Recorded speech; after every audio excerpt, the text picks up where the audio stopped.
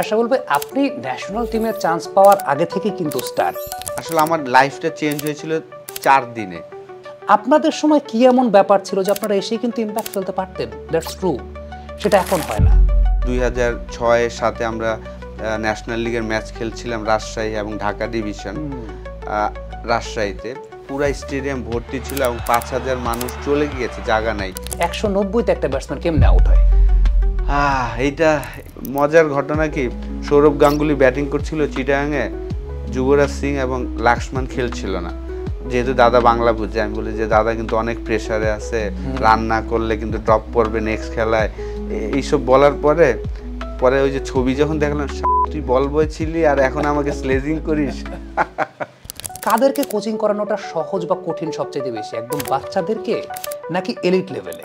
প্রথম ম্যাচে তো আমি ফার্স্ট বল খেললাম, লুইসের একটা চমৎকার আউটসুইংয়ে কট বিহাইন্ড আউট, তো আমরা হারলাম 10 উইকেটে। কোচ ড্রেসিং রুমে বলছে ডেভ ওয়াটমোর একমাত্র আশরাফুলই ভালো একটা বলে আউট হয়েছে, আর সবাই তোমরা উইকেট থ্রো করে আসছো। এইটা তো জাস্ট বলার জন্য, পরের ম্যাচে আপনি রান না করলে কি আপনার খেলাবে বলে? তো আমিও মাইন্ডে যে আজকে 0 করবো, পরের 4টা ম্যাচ পানি টানবো। এখন যেটা হয় যে ক্রিকেটারদের তো অনেক ফিমেল ফ্যান্স থাকে, তখন আপনার ফ্যান কিন্তু ছিল আসলে ছেলের মায়েরা। ছেলের মায়েরা চিন্তা করতো যে আচ্ছা আমার ছেলেটাও তো আশরাফুলের মতোই আর কি। আমরা যখন IPL খেললাম, আমি মুম্বাই ইন্ডিয়ান্সে, প্রত্যেক দিন আমাদের যে অ্যানালাইসিস, আমাদের ভিডিও ফুটেজ দেখাতো, মাশরাফির বোলিং এভরি ফুটেজে থাকতো যে এত সুন্দর চ্যানেলে বল করতো। কার্ডিফের যে ম্যাচটা অস্ট্রেলিয়ার সাথে, ওই অস্ট্রেলিয়া মাইটি অস্ট্রেলিয়া, মানে এখনকার দর্শকরা হয়তো বা বুঝবে না যে ওই অস্ট্রেলিয়া আসলে কি ছিল। ওটা কি মানুষ ছিল না জিন ছিল অস্ট্রেলিয়ার প্লেয়াররা? বাইরে যারা বসে থাকতো ওদের নাম মানুষ এক্স্যাক্টলি, ডেমিয়ান মার্টিনের মতো প্লেয়ার চান্স পায় না। কি ক্রিকেট দেখেন, 1 রান করতে আমার 27 বল লাগে, আজকে আবার 20 বলে আমার 50 হয়ে গেছে। আজও একটা খেলা ভাই। আর 50 করার পরে দেখি যে মাইকেল ভন ক্যাপ উঠে আর মাথা চুলকে, আমি ও কি পাগল? বাংলাদেশই তো এমন একটা দেশ যেখান থেকে আসলে আলটিমেট ওয়ার্ল্ড স্ট্যান্ডার্ড অ্যাথলেট কি, ওয়ার্ল্ড স্ট্যান্ডার্ড আইকনিক ফিগারই বের হয় না। সেই জায়গাটা সাকিব আল হাসান কোন জায়গাটা ব্যতিক্রম, যেটা সবার জন্য একটা দৃষ্টান্তের জায়গা? সাকিব এই কারণে বেস্ট, ও সবসময় নর্মাল থাকতো, ভালো খেললো নর্মাল, খারাপ খেললো নর্মাল। তো আমি ফার্স্ট ম্যাচ যখন খেললাম, যেমন আমাকে অপি ভাই বলছিল তুই কিন্তু এইখানে যেমনি মারোস ওই জায়গায় কিন্তু এমনি পারবি না, আগেই আমার উনি আর কি সতর্ক, ভয় সতর্কটা দেখালেন ওই সময়টা। উনি হয়তো ভালোর জন্যই বলছে আমাকে, কিন্তু এইটা ওই যে না না বলে যদি টেন্ডুলকারের মতন বলতো যে না তুই পারবি। আমার দৃষ্টিকোণ থেকে মনে হয় বাংলাদেশের ক্রিকেট ইতিহাসের অন্যতম সফল একজন ক্যাপ্টেন আপনার টিমমেট। আসসালামু আলাইকুম। পাওয়ার প্রেজেন্টস টক অফ দ্য টাউনে সকলকে আমন্ত্রণ। আজকে টক অফ দ্য টাউনে আমাদের অতিথি এমন একজন যিনি সবসময় টক অফ দ্য টাউন, বাংলাদেশ ক্রিকেটের প্রথম সুপারস্টার। যারা বর্তমান প্রজন্মের ক্রিকেট দর্শক আছেন, আমার কাছে মনে হয় যে যার খেলা দেখে ক্রিকেটটাকে ভালোবাসা শুরু করেছিলেন, Mohammad Ashraful is with us. Thank you so much for being with us Ashraful. ধন্যবাদ ভাই। আমরা মোহাম্মদ আশরাফুলের ক্যারিয়ারের অনেকগুলো স্টেজ জানি। আমি যেমন জানি Mohammad Ashraful use to be a ball boy, একটা পার্টিকুলার ম্যাচে আপনি বল বয় ছিলেন, সেখান থেকে বাংলাদেশ ক্রিকেটের প্রথম সুপারস্টার, ব্র্যান্ড ইমেজটা ক্রিয়েট করার পেছনে আপনার সবচেয়ে বড় অবদান ছিল। দেন এখন কোচিং ক্যারিয়ারটা আপনি প্রবেশ করেছেন। আমি এই ক্যারিয়ারটা দিয়ে শুরু করতে চাই।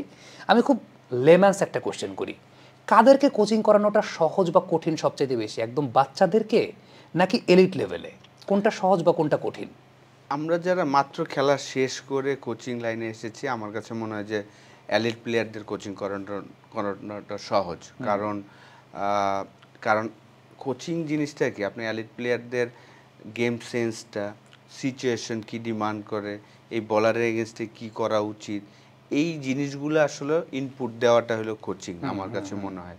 আর বেসিক ABCD শেখানোর জন্য এটা আমার মনে হয় যত এক্সপিরিয়েন্স হবে আমার কাজ করতে করতে, তখন আমার আসলে জুনিয়র লেভেলে কাজ করাটা হয়তো বা সহজ। যেটা আমি দেখেছি যে আমি যখন ছোট ছিলাম, ওয়াহিদুল গনি স্যার আমাদের কোচ ছিলেন, উনি বেস্ট কোচ এখনও আমি মনে করি যে ইয়াং লেভেলে আর কি, আন্ডার-12-এর ছেলেদের জন্য। তো আমরা যারা জাস্ট ইন্টারন্যাশনাল ক্রিকেট বা ফার্স্ট ক্লাস ক্রিকেট খেলা শেষ করে কোচিংয়ে আসবো, আমার মনে হয় যে এলিট প্লেয়ারদের সাথে কাজ করাটা সহজ। আপনি তো বাচ্চাদেরকেও কোচিং করাচ্ছি। কখনো কি এরকম হয় যে মাথা খারাপ হয়ে যায় ওদেরকে কোচিং করাতে গিয়ে? হ্যাঁ, এটা তো ডেফিনেটলি কোচিংয়ের সবচেয়ে বড় যে জিনিসটা, আপনার ধৈর্যটা খুব ইম্পর্টেন্ট, যে আপনার ধৈর্য ধরতে হবে। কারণ যেহেতু আপনি হয়তোবা যদি খেলোয়াড় হয়ে যখন কোচিংয়ে আসবেন, তখন আপনার কাছে মনে হবে যে এই শটটা কেন সে পারছে না। আপনি যেহেতু যদি একটু টপ লেভেলে খেলেন, তাহলে তো মনে হবে যে না, এই শটটা তো খুব সহজ, কিন্তু এইটা করতে করতে করতে করতে এই জিনিসগুলো হবে। এবং বিশেষ করে একদম যারা ইয়াং এজ, তাদের সাথে কাজ করতে হলে আপনার প্রচুর ধৈর্যের বিষয়টা লাগে আর কি। আপনার লক্ষ্যটা কোন জায়গাটায় কাজ করা? কোচিংয়ের তো দুইটা জায়গা আছে, একটা হচ্ছে ডেভেলপমেন্ট প্রসিডিউরে কোচিং, যেটা ওয়াহিদ স্যারের কথা বললেন, still now he is the best. আমি এখনও দেখি মাঠে আগের মতোই তিনি খাটেন। মোহাম্মদ সালাউদ্দিন একটা সময় ডেভেলপমেন্ট প্রসিডিউরেই কাজ করতেন। আরেকটা হচ্ছে থিঙ্ক ট্যাঙ্ক লেভেলের কোচিং। আপনার ফিলোসফিক্যাল জায়গাটা কোথায়, বা আপনি আসলে কাজ করতে চান কোথায়, ডেভেলপমেন্ট নাকি একদম এলিট লেভেলের কোচিংয়ে? দেখেন, আমি তো এখন গুলশান ইউথ একাডেমিতে হেড কোচ হিসেবে কাজ করছি লাস্ট 4 মাস ধরে, এবং সেখানে আমি একদম ইউথ থেকে শুরু করে এলিট যারা সবাইকে দেখাশোনা করছি।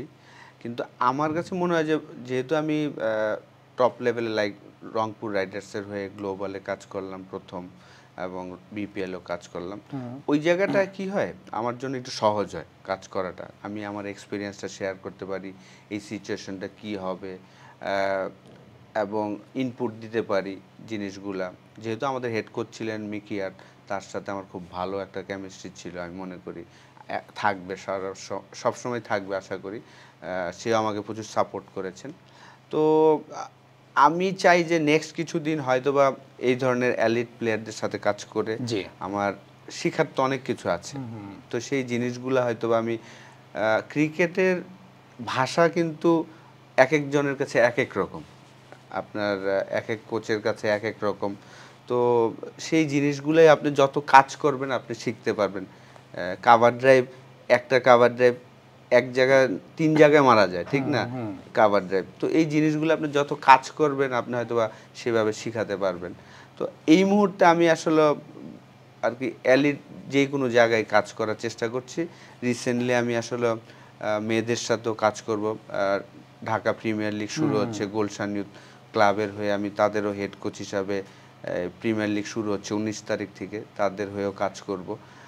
কারণ আমি আমার কাছে মনে হয় যে কাজ তো কাজই, ছেলে হোক মেয়ে হোক, আমার এক্সপিরিয়েন্সগুলো আমি তাদের সাথে শেয়ার করব। এবং তারা আসলে ওই জায়গাটাতে প্রচুর হার্ডওয়ার্ক করে। আমি যখন খেলতাম দেখতাম যে তারা প্রচুর হার্ডওয়ার্ক করে, তাদের সুযোগ সুবিধাটা ওইভাবে আমরা দিতে পারিনি। সেই জায়গা থেকে আমার মনে হয়েছে যে না, আমি এবার মেয়েদের সাথেও কাজ করবো আর কি। একটা ট্রিকি কোশ্চেন আমি আপনাকে করি আশরাফুল ভাই, সেটা হচ্ছে রিচার্ড ম্যাকিন্স যে সময়টায় বাংলাদেশের হাই পারফরমেন্সের দায়িত্বে ছিলেন 2004-05 আমি তার আগের থেকেও যদি একটু চিন্তা করি, আন্ডার 19-এর পর বা আন্ডার 17-এর পর আপনাদের যে ব্যাচটা বা আপনাদের পরের যে ব্যাচটা ইন্টারন্যাশনাল ক্রিকেটটা খেলতে এসেছিল, ধরেন আপনাদের ব্যাচে আপনি ছিলেন, আফতাব ভাই ছিলেন, নাফিস ইকবাল ছিলেন, এরপরে সাকিব ভাই, তামিম ভাই, মুশফিক ভাই, তার আগে মাশরাফি ভাইরা ছিলেন, তাদেরকে যতটা ডমিনেটিং দেখা যেত যে এসেই ইন্টারন্যাশনাল ক্রিকেটে কিন্তু আপনারা একটা ইম্প্যাক্ট ফেলতেন। আপনি একদম প্রথম দিন থেকে ইম্প্যাক্ট ফেলেছিলেন, আফতাব ভাইও প্রথম দিন থেকে ইম্প্যাক্ট ফেলেছে, মাশরাফি ভাইও প্রথম দিক থেকে ইম্প্যাক্ট ফেলেছে। এর পরবর্তী স্টেজটা আমি যদি 2012, 13, 14, 15 পর থেকে চিন্তা করি, ওই যে 19-এর পর থেকে ইন্টারন্যাশনাল ক্রিকেটে একটা টেকনিক্যাল বলি কিংবা মেন্টাল বলি সেটআপের একটা পার্থক্যের জায়গাটা দেখা যায়। আপনাদের সময় কি এমন ব্যাপার ছিল যে আপনারা এসেই কিন্তু ইম্প্যাক্ট ফেলতে পারতেন? দ্যাটস ট্রু, সেটা এখন হয় না। এটার পিছনে কারণটা কি মনে হয়? এটা আসলে আমরা যখন শুরু করেছিলাম, আমরা দেখেন আবহানী মাঠে খেলতাম, আমরা ক্লাব ক্রিকেট থেকে আসতাম। আপনি যদি দেখেন যে আমরা যারাই আন্ডার 19 খেলতাম, তারা কিন্তু 3rd ডিভিশন, 2nd ডিভিশন বা 1st ডিভিশন এই লেভেলগুলো খেলে তারপর ওই ডিভিশনগুলোতে খেলতাম আর কি, এজ লেভেলে খেলতাম। এখন যদি আপনি দেখেন যে যারা এজ লেভেলে খেলছে তারা কিন্তু এই খেলাগুলো খেলে না। ক্লাবের যে প্রেশারটা, একটা 3rd ডিভিশন খেলার একটা যে প্রেশার, ওই পরিবেশটা, যে অফিসিয়ালদের যে একটা প্রেশার, বা আমরা যখন খেলতাম আমাদের আবহানী মাঠে খেলা হতো, দেখা যেত যে 5,000 4,000 দর্শক কিন্তু মাঠে থাকতো। ওই যে মানুষের যে একটা প্রেশার নেওয়াটা আমরা ছোটবেলা থেকেই পেয়ে এসেছি, এখনকার ক্রিকেটাররা কিভাবে আসছে আপনি যদি দেখেন যে তারা কিন্তু এজ লেভেল থেকে আসছে, তারা আন্ডার 14, আন্ডার 16, আন্ডার 12 এইভাবে ক্যাম্প হয়, ওই ক্যাম্প থেকে তারা খেলে তারপর আসছে, তারা কিন্তু ক্লাব ক্রিকেট থেকে আসছে না। এই কারণে আসলে ওই সময়ের প্লেয়াররা আলাদা একটা প্রেশার নিতে পারতো, এখনকার ক্রিকেটার ওই প্রেশারটা নিতে পারে না। এখন যদি আপনি দেখেন যে ডোমেস্টিক ক্রিকেটে খুব কম মানুষই, বিপিএল হলে শুধু হয়তো বা মানুষ আসে, কিন্তু অন্য খেলাগুলোতে কিন্তু মানুষ একদমই আসে না, যেই প্রেশারটা তারা পায় না। আমার মনে আছে যে 2006-এর সাথে আমরা ন্যাশনাল লিগের ম্যাচ খেলছিলাম রাজশাহী এবং ঢাকা ডিভিশন। রাজশাহীতে পুরা স্টেডিয়াম ভর্তি ছিল এবং 5,000 মানুষ চলে গিয়েছে, জায়গা নাই আমাদের ওই ওয়ানডে ক্রিকেট দেখতে ন্যাশনাল লিগে, এনসিএল এর না, হ্যাঁ এনসিএল এর ওয়ানডে যে ফরম্যাটটা ছিল। তো আমাদের সময় কিন্তু মানুষরা ওই ডোমেস্টিক ক্রিকেটের খেলা দেখতে আসতো, 4 ডে ম্যাচ, ওয়ানডে ক্রিকেট যেটাই খেলতাম। এখন আপনি যদি দেখেন যে আমাদের ফার্স্ট ক্লাস ম্যাচে কোনো দর্শকই থাকে না, 10-12 জন দর্শক, ওই প্রেশারটা আমাদের প্লেয়াররা কিন্তু দর্শকের থেকে সাংবাদিক বেশি থাকে। সেটাই। সো আপনি ওই প্রেশারের জায়গাটা নিয়ে কথা বলছেন, টেকনিক্যাল জায়গা থেকে কি আপনার কাছে পার্থক্যের জায়গায় কখনো মনে হয় যে মানে ওই সময়কার প্লেয়ারদের, যেমন আমার খুব কিউরিওসিটি এটা জানার যে আফতাব ভাই যখন ব্যাটিং করতেন মনে হতো যে প্রথম বল থেকে আফতাব ভাই মনে হয় 6 মারবেন। আপনি যখন ব্যাটিং করতে নামবেন, ইনফ্যাক্ট শাহরিয়ার নাফিস ন্যাশনাল টিমে আসার আগ পর্যন্ত আমরা কিন্তু এই এক্সপেকটেশনই করতাম যে ওপেনার আউট হয়ে যাক, এরপর আশরাফুল ভাই আর আফতাব ভাই ব্যাটিং করবে, ব্যাপারটা এরকম থাকতো। ওই ডমিনেটিং নেচারটা আসলে ক্রিয়েট হতো কিভাবে? না, এটা তো আসলে যার যার নেচার থেকে একদম। আমরা যখন আমি শুরু করেছিলাম, এটা আসলে কোচদের একটা ক্রেডিট ডেফিনেটলি দিতে হবে প্লেয়ারের সাথে সাথে। আমি যখন ছোট ছিলাম, ওয়াইস স্যার আমাকে সবসময় আন্ডার 12, আমার বয়স, আমি খেলতাম আন্ডার 14-16 সাথে, বড়দের সাথে। তো ওইখান থেকে আসলে ওই সাহসটা এসেছেন। এখনও তাই করা হয় হয়তোবা, কিন্তু আসলে আমার মনে হয় যে আগে অপরচুনিটি বেশি ছিল, এখন অপরচুনিটি কম আমার কাছে মনে হয়। যদিও সবাই বলে যে এখন অপরচুনিটি বেশি, কিন্তু এখন খেলার সংখ্যা কিন্তু কম। আপনি যদি দেখেন যে প্লেয়াররা খেলার, আমরা যেমন প্রচুর প্র্যাকটিসের বাইরেও কিন্তু এলাকায় বড় ভাইদের সাথে ক্রিকেট খেলতাম, ওই খেলাগুলো কিন্তু এখন মিসিং। এখন আমার মনে হয় যে প্লেয়ার যারা, ওরা জাস্ট ওই প্র্যাকটিস সময়টাই প্র্যাকটিস করে, আর বাকি সময়টা খেলা নিয়ে অতটা চিন্তা করে বলে আমার মনে হয় না যে এতটা করে। ম্যাচ খেলার অপরচুনিটি কম। এবার একটু ক্রিকেট কালচার নিয়ে একটু জিজ্ঞেস করে আসা বলবে। সোশ্যাল মিডিয়াতে আমি মাঝে মধ্যে ছবি দেখি যে মাঝে মধ্যে আপনারা অঙ্কুর ক্রিকেট একাডেমিতে যারা আপনারা একটা সময় ছিলেন, আপনি, মার্শাল আয়ুব, সুমন ভাই, তার ছবিও দেখি, আপনারা গেট টুগেদার করেন। আমরাও যে সময়টা ছোট ছিলাম, অঙ্কুর ক্রিকেট একাডেমির এই কালচারটার ব্যাপারে আমরা খুব পরিচিত ছিলাম যে আচ্ছা ঠিক আছে, ওয়াহিদ স্যার প্র্যাকটিস করান, সেখান থেকে মোহাম্মদ আশরাফুল, শাহরিয়ার নাফিস, আনোয়ার হোসেন উইকেট কিপার ছিলেন, সাম্প্রতিক সময় নাইম শেখকে নিয়ে তিনি কাজ করেছেন। এই আপনাদের ব্যাচ নিয়ে খুব আলোচনা হতো ওই সময়টাতে, একটা কালচার বিল্ড আপ ছিল। এইটা কি আপনি এখন মিসিং পান? যে এখন কিন্তু ঢাকা শহরে ওইরকম ক্রিকেট একাডেমির নাম আমরা শুনতে পাই না, যে যেখানে এই প্রমিনেন্ট প্লেয়াররা আছেন। তো এই ক্রিকেট কালচারটাকে কি এখন মিস করেন? অবশ্যই, এটাই বললাম যে এখন মানুষ বলে যে এখন সুযোগ সুবিধা নাকি বেড়েছে, কিন্তু আপনি যদি দেখেন যে আমরা খুব ভাগ্যবান ছিলাম যে আমরা যখন খেলা শুরু করেছিলাম তখন ওপেন স্পেস প্রচুর ছিল। আবুহানি মাঠটা 2টা গ্রাউন্ড ছিল, সেখানে ফুটবল এক পাশে হতো, আরেক পাশে ক্রিকেট হতো, ইনডোর ছিল। আমরা যখন বড় হয়েছি ওই ইনডোরে প্র্যাকটিস করে 12 মাসই ট্রেনিং করার সুযোগ ছিল। এখন কিন্তু আপনি দেখেন ঢাকা শহরে কোনো একাডেমি নাই যে 12 মাস ট্রেনিং করতে পারবেন। এখন হয়তোবা ধানমন্ডি স্পোর্টস ক্লাবে হয়েছে একটা ইনডোর, সেখানে হয়তোবা তারা লাস্ট 1 বছর ধরে সুযোগ পাচ্ছেন, বা মাস্কো সাকিবে যদি যারা প্র্যাকটিস করে তারা হয়তোবা সুযোগ পান, কিন্তু অনেক দূরে কিন্তু ওই জিনিসগুলা, আর অনেক এক্সপেন্সিভ। আগে কিন্তু আমরা যে শুরু করেছিলাম অঙ্কুর, পুরা এখনও ফ্রি, সেই 97 থেকে শুরু করে এখন পর্যন্ত এই একাডেমিটা ফ্রিতে চলে। ওয়াই স্যার কোনো টাকাই নেয় না, উল্টা উনি আরও ব্যাট বল, আমাকেই তো ব্যাট বল সব কিছু দিয়েছেন, সবাইকে এখনও দেয়। তো ওই জিনিসটা মিসিং। আর আমার মনে হয় যে আসলে আমাদের যে কালচারটা আর কি, 4টা টেস্ট প্লেয়ার হয়েছে অঙ্কুর থেকে, 2টা ন্যাশনাল টিমে, রকিবুল এবং বিপ্লব, 2জনই বাংলাদেশ টিমে খেলছেন, তো আরও অনেকে 19-এ খেলেছেন। এটা আসলে স্যারের কাছ থেকে আসলে আমাদের এই কালচারটা শেখা। স্যারের কাছ থেকে আসলে আমরা, ওনার ফার্স্ট প্রায়োরিটি ছিল যে ভালো মানুষ যেন আমরা হই। তো আল্লাহর রহমতে আমাদের এখানে যারা ছিলেন অনেক ট্যালেন্টেড ক্রিকেটার ছিল, এবং সবাই ভালো ভালো পজিশনে আছে আলহামদুলিল্লাহ। আমাদের যেমন রুটিন এভরি ইয়ারে 2টা ঈদের পরের দিন আমাদের সবাই রুটিন স্যারের বাসায় যাব, স্যারের বাসায় একবেলা খাওয়া দাওয়া করব, গেট টুগেদার করব। সেই 97 থেকে শুরু করে এখন পর্যন্ত, যেমন লাস্ট ইয়ার আমি দেশের বাইরে ছিলাম কিন্তু ঈদের দিনে এসে ঈদের পরের দিন স্যারের বাসায় আমরা গেট টুগেদার করলাম। এই জিনিসগুলো আমরা এখনও করি, ভালো লাগে। ওয়াহিদ স্যারকে নিয়ে একটু কথা বলতে চাই। ওয়াহিদুল গনি স্যার আমার কাছে মনে হয় যে এই মুহূর্তে বাংলাদেশের সবচেয়ে আন্ডাররেটেড কোচ। তার ব্যাপারে গণমাধ্যমে খুব বেশি আলোচনা হয় না, কিন্তু বাংলাদেশের ক্রিকেটের সূতিকাগার যদি আমি বলি, যে একটা সময় কিন্তু অঙ্কুর ক্রিকেট একাডেমি থেকেই ম্যাক্সিমাম কোয়ালিটি প্লেয়ার উঠে আসে। হ্যাঁ, আপনি যদি দেখেন যে 97, 98, 99-এ আমরা আন্ডার 12, 13 ন্যাশনাল টিম খেলতে গিয়েছিল শিলিগুড়িতে। প্রথম বছর অঙ্কুর থেকে 10 জন সুযোগ পেয়েছিলেন, পরের বছর 8 জন সুযোগ পেয়েছিলেন। তো আগে এজ লেভেলে খেলা হলে অঙ্কুরের ম্যাক্সিমাম প্লেয়াররাই সুযোগ পেতেন। স্যার এমন একজন মানুষ, যখন আমার টেস্ট ডেবু হলো, আমি তো দেখেছি অন্য কোচরা কি বলতো, হ্যাঁ এটা আমার স্টুডেন্ট। স্যার ইন্টারভিউ দিয়েছেন যে আসলে ও যে কোনো জায়গায় থাকলে প্লেয়ার হইতো। ও আসলে আমি ওরে বানাই না, ও আমাকে বানাইছে যে আমি ওর কারণে কোচ হইতে পারছি। তো এত বড় উদারের মানুষ আসলে এখনকার যুগে আমি দেখি নাই। যেমন ট্যুর থেকে যখন আসতাম, স্যারের জন্য যদি কোনো গিফট আনতাম, আমি সাথে সাথে ওইটার প্রাইসটা দিয়ে দিতেন। উনি জীবনও যে এই স্যার এটা আপনার জন্য আনছি, এটার প্রাইস কত? আমি কেন স্যার? কয় না বলতে হবে, পরে ওইটা দিয়ে দিবে, যে না কোনো গিফট নেবেন। আর আমাদের এখন কালচার কি, যে আমার স্টুডেন্ট যদি কিছু না নেয় আমি খুব মাইন্ড করি, যে আমার স্টুডেন্ট কিছু আনলো না। আশরাফুল ভাই, আপনি ন্যাশনাল টিমের চান্স পাওয়ার আগে থেকে কিন্তু স্টার। আমার মনে আছে আন্ডার-17 একটা এশিয়া কাপ টুর্নামেন্ট ছিল, যে এশিয়া কাপ টুর্নামেন্টে আমি একদম লাইন আপটা বলতে পারবো। আপনি আর অমি ভাই ওপেনিং করতেন, নাফিস ইকবাল ওয়ান ডাউন করতেন, এরপর হাসিবুল হক নামে একজন উইকেট কিপার ছিলেন, তালহা জুবায়ের ছিলেন, শরীফ ভাই ছিলেন, মাশরাফি বিন মুর্তজা ছিলেন। একটা ম্যাচে আমার মনে আছে কুয়েতের সঙ্গে আপনি একটা সেঞ্চুরি করলেন, মাশরাফি ভাই মনে 20 বলে 60 বা এরকম কিছু একটা করে 17 বলে 60 রান করেন, আশরাফুল ভাই স্ট্যাটিস্টিক্স মনে থাকে।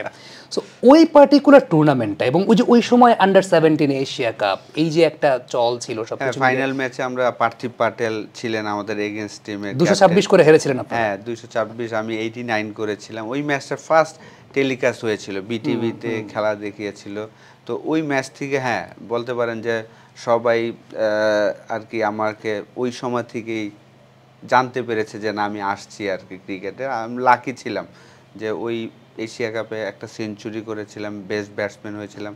ঠিক পরে আবার কিছুদিন পরে আবার আমরা পাকিস্তানে গিয়েছিলাম এশিয়া কাপ খেলতে, সেখানেও আমি একটা সেঞ্চুরি করে বেস্ট ব্যাটসম্যান হয়েছিলাম। আসলে আমার লাইফটা চেঞ্জ হয়েছিল 4 দিনে আর কি। ওই বছরই আমি আসলে আপনার ফার্স্ট ক্লাস ক্রিকেট আমার ডেবু হলো ঢাকা মেট্রোতে।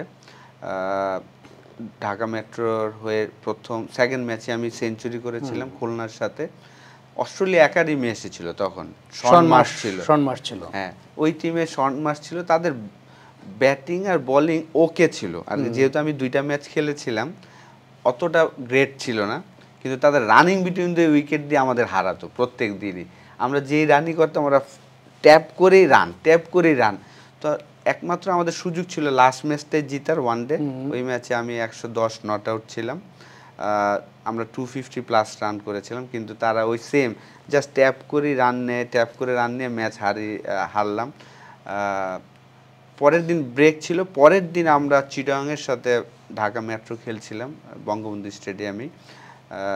ভিজা উইকেট ছিল, টস হেরে আমরা ব্যাটিং করছিলাম। তো আমি 2 সেশনে 157 করেছিলাম। পরের দিন আবার বোলিংয়ে 7 উইকেট পেয়েছিলাম। তো আমার ওই লাইফ আসলে ন্যাশনাল টিমে আসার পিছনে ওই 4 দিনের 3টা পারফরমেন্সে সুযোগ হয়ে গিয়েছিল।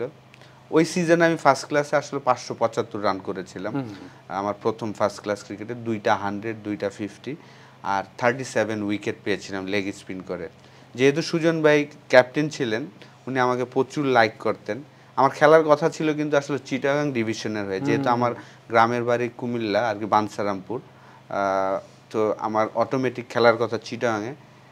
যেহেতু আমি আসলে সেকেন্ড ডিভিশন খেলেছিলাম অমরজ্যোতিতে সুজন ভাইয়ের আন্ডারে। এটা একটা মজার ঘটনা বলি আপনাকে, অমরজ্যোতিতে যে খেলছিলাম তখন আমি জাস্ট আন্ডার 13 থেকে বাদ পড়েছিলাম আর কি। আমাকে রফিকুল আলম ভাই যে আমাদের চিফ সিলেক্টর ছিলেন, উনি তখন সিলেক্টর ছিলেন। তো উনি প্র্যাকটিসে আসলেন বঙ্গবন্ধু স্টেডিয়ামে। ওয়াইস স্যারকে বলছে তোর কাছে কোনো প্লেয়ার আছে কি না, যে আন্ডার-13 একটা টিম যাবে। তো আমার ব্যাটিং বোলিং দেখে উনি আমাকে অটোমেটিক চয়েস করে ফেললেন যে তোমাকে যেতে দিবে কিনা। আমি হ্যাঁ দিবে। তো পরে সিলেকশন প্র্যাকটিসে আমাকে ব্যাটিংও দেয় না, বোলিংও দেয় না, আমি অটোমেটিক চয়েস এরকম। কিন্তু ফাইনাল সিলেকশনে আমার নাম নাই।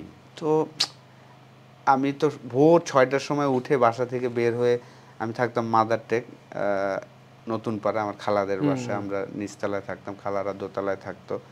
তো সকালবেলা উঠে আমি পেপার পড়ছি, বারবার দেখছি আমার নাম নেই। আমি 1 ঘন্টা হইতেছে খালি বারবার পড়ি আমার নাম নেই কেন, আমি তো অটোমেটিক চয়েস বলছে।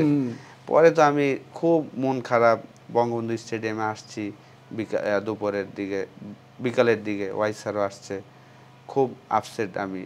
তো আমাকে কেন নেওয়া হয় না, আমি নাকি অনেক ছোট, এই কারণে এই বছর নেয় নাই, পরের বছর নেবে।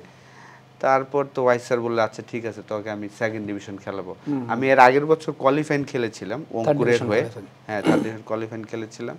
পরে আমাকে স্যার বলে তুই 2nd ডিভিশন খেলবি, আমি ছোট মানুষ। পরে আমি ওয়াইস স্যার পাঠালো অমরজ্যোতিতে। অমরজ্যোতিতে পাঠানোর পরে সুজন ভাই ছিলেন তখন, তো অমরজ্যোতি সুজন ভাই লুক আফটার করতো আর কি টিমটা। তো আমাকে দেখে আমাদের একজন অফিসিয়াল ছিলেন মারুফ ভাই বলছে যে সুজন ভাইকে ফোন দিয়ে বলে তুমি কি আমাকে জেলে পাঠাবা নাকি। কই কেন, কি হয়েছে? এই পিচ্চি কাকে ধরে নিয়ে আসছো, ও তো মারা যাবে, এত বড়দের সাথে খেলতে পাঠাইছো। কই না ও থাকবে, আমি বুঝে ওরে খেলাবো না। তো আমাকে লাস্ট ম্যাচ খেলানো হয়েছে এই এখন যে শেখ জামাল মাঠটা, ধানমন্ডি মাঠটা, এইখানে আমার ডেবু হয়েছিল 2nd ডিভিশন। কোয়ালিফাইনের ম্যাচও আমার ডেবু এইখানেই ছিল। তো সুজন ভাই হিমেল ভাইকে, আমাদের হিমেল ভাই ছিলেন ক্যাপ্টেন, ওনাকে বললো যে ওকে তুমি পুরা 8 ওভারই বল দিবা, যত মাইরি খাক। তো আমাকে 5টা 6 মারছিল, কিন্তু 5টা উইকেটও পেয়েছিলাম। আর ব্যাটিংয়ে আমি 7 নম্বরে 18 নট আউট ছিলাম। তো প্রথম খেলার পরে আমাকে 500 টাকা দিল আর কি, খুশি হয়ে। আমি তো কি খুশি যে 500 টাকা 500 টাকা পেয়েছি। ওই যে সুজন ভাই আমাকে 2nd ডিভিশন খেলালো না, সেই কারণেই পরে আমাকে উনি ঢাকা মেট্রোতেও নিলেন। নান্নু ভাই চেয়েছিলেন আমি যেন চিটাগাংয়ে খেলি, নান্নু ভাই আর মনি ভাই।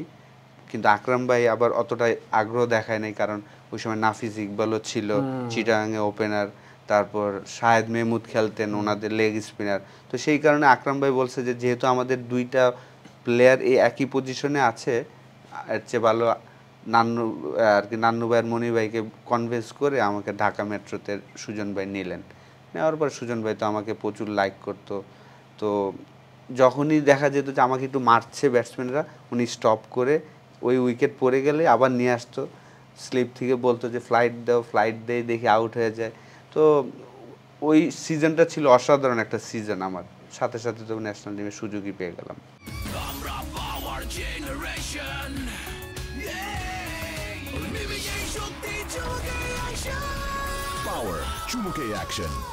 আশরাফুল ভাই, আপনি এই যে কথাটা একটা বললেন যে একটা ক্যাপ্টেন একটা প্লেয়ারকে সেভ করা, রাইট টাইমে বোলিং করতে আনা একটা ইয়াং প্লেয়ারকে, আমার খুব মনে আছে, আমি একটু আপনার অ্যাসেসমেন্টটা জানতে চাই। নূর হোসেন মুন্নার যখন বিপিএল ডেবু হলে ক্রিস গেইলের সামনে তাকে ক্যাপ্টেন ডেবু করিয়েছিলেন। আই বেগ এভরিওয়ানস পার্ডন, মুন্নাও কিন্তু ওয়াইসারের student, exactly, I beg everyone's pardon. Saqlain সজীবের যখন ডেবু হয়েছিল টি20তে, তাকে ম্যাক্সওয়েলের সামনে বোলিং করতে আনা হয়েছে। সো এই যে, আমি কাউকে আন্ডারস্টিমেট করছি না, কাউকে ছোট করছি না, বাট সুজন ভাইয়ের কথা আপনি বললেন যে সুজন ভাই আপনাকে এমন টাইমে বোলিং করতে এনেছেন যখন একটা উইকেট পড়ে গেছে, একটা প্লেয়ারকে গ্রুম আপ করা। সুজন ভাই এই কারণে অন্য সবার চাইতে আলাদা, তাকে নিয়ে অনেক নেতিবাচক কথা প্রচলিত আছে।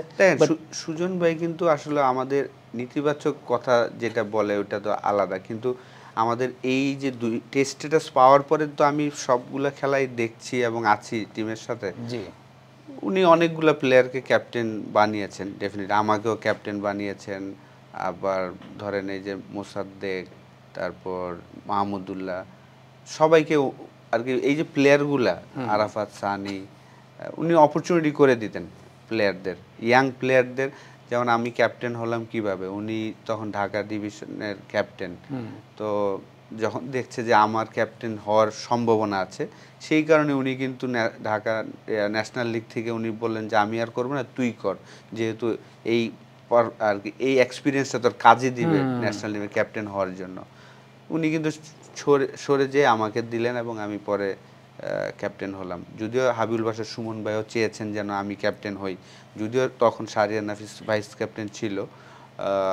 তো তারপরে ওয়ার্ল্ড কাপের পরে ওয়ার্ল্ড কাপে আমার ভালো পারফরমেন্সের কারণে হয়তো বা চিন্তা করেছেন যে না আমি নেক্সট ক্যাপ্টেন হই। সুজন ভাইয়ের মধ্যে এটা আলাদা একটা গুণ, আমি বলবো যে ক্রিকেট ব্রেন যদি বলেন, সব সময় উনি আগে চিন্তা করতে পারেন এবং অপরচুনিটি করে দেন। যেই ছেলেটার মধ্যে ট্যালেন্ট উনি মনে করেন তাকে অপরচুনিটি করে দেন। ক্যাপ্টেনের হাতে এটা প্রচুর। যেমন আমি যখন ক্যাপ্টেন ছিলাম, নাঈম ইসলাম কিন্তু কখনোই বোলিং করতো না রেগুলার। তো একটা ক্যাপ্টেনই পারে যে আপনার একটা বলারকে সেট করার জন্য।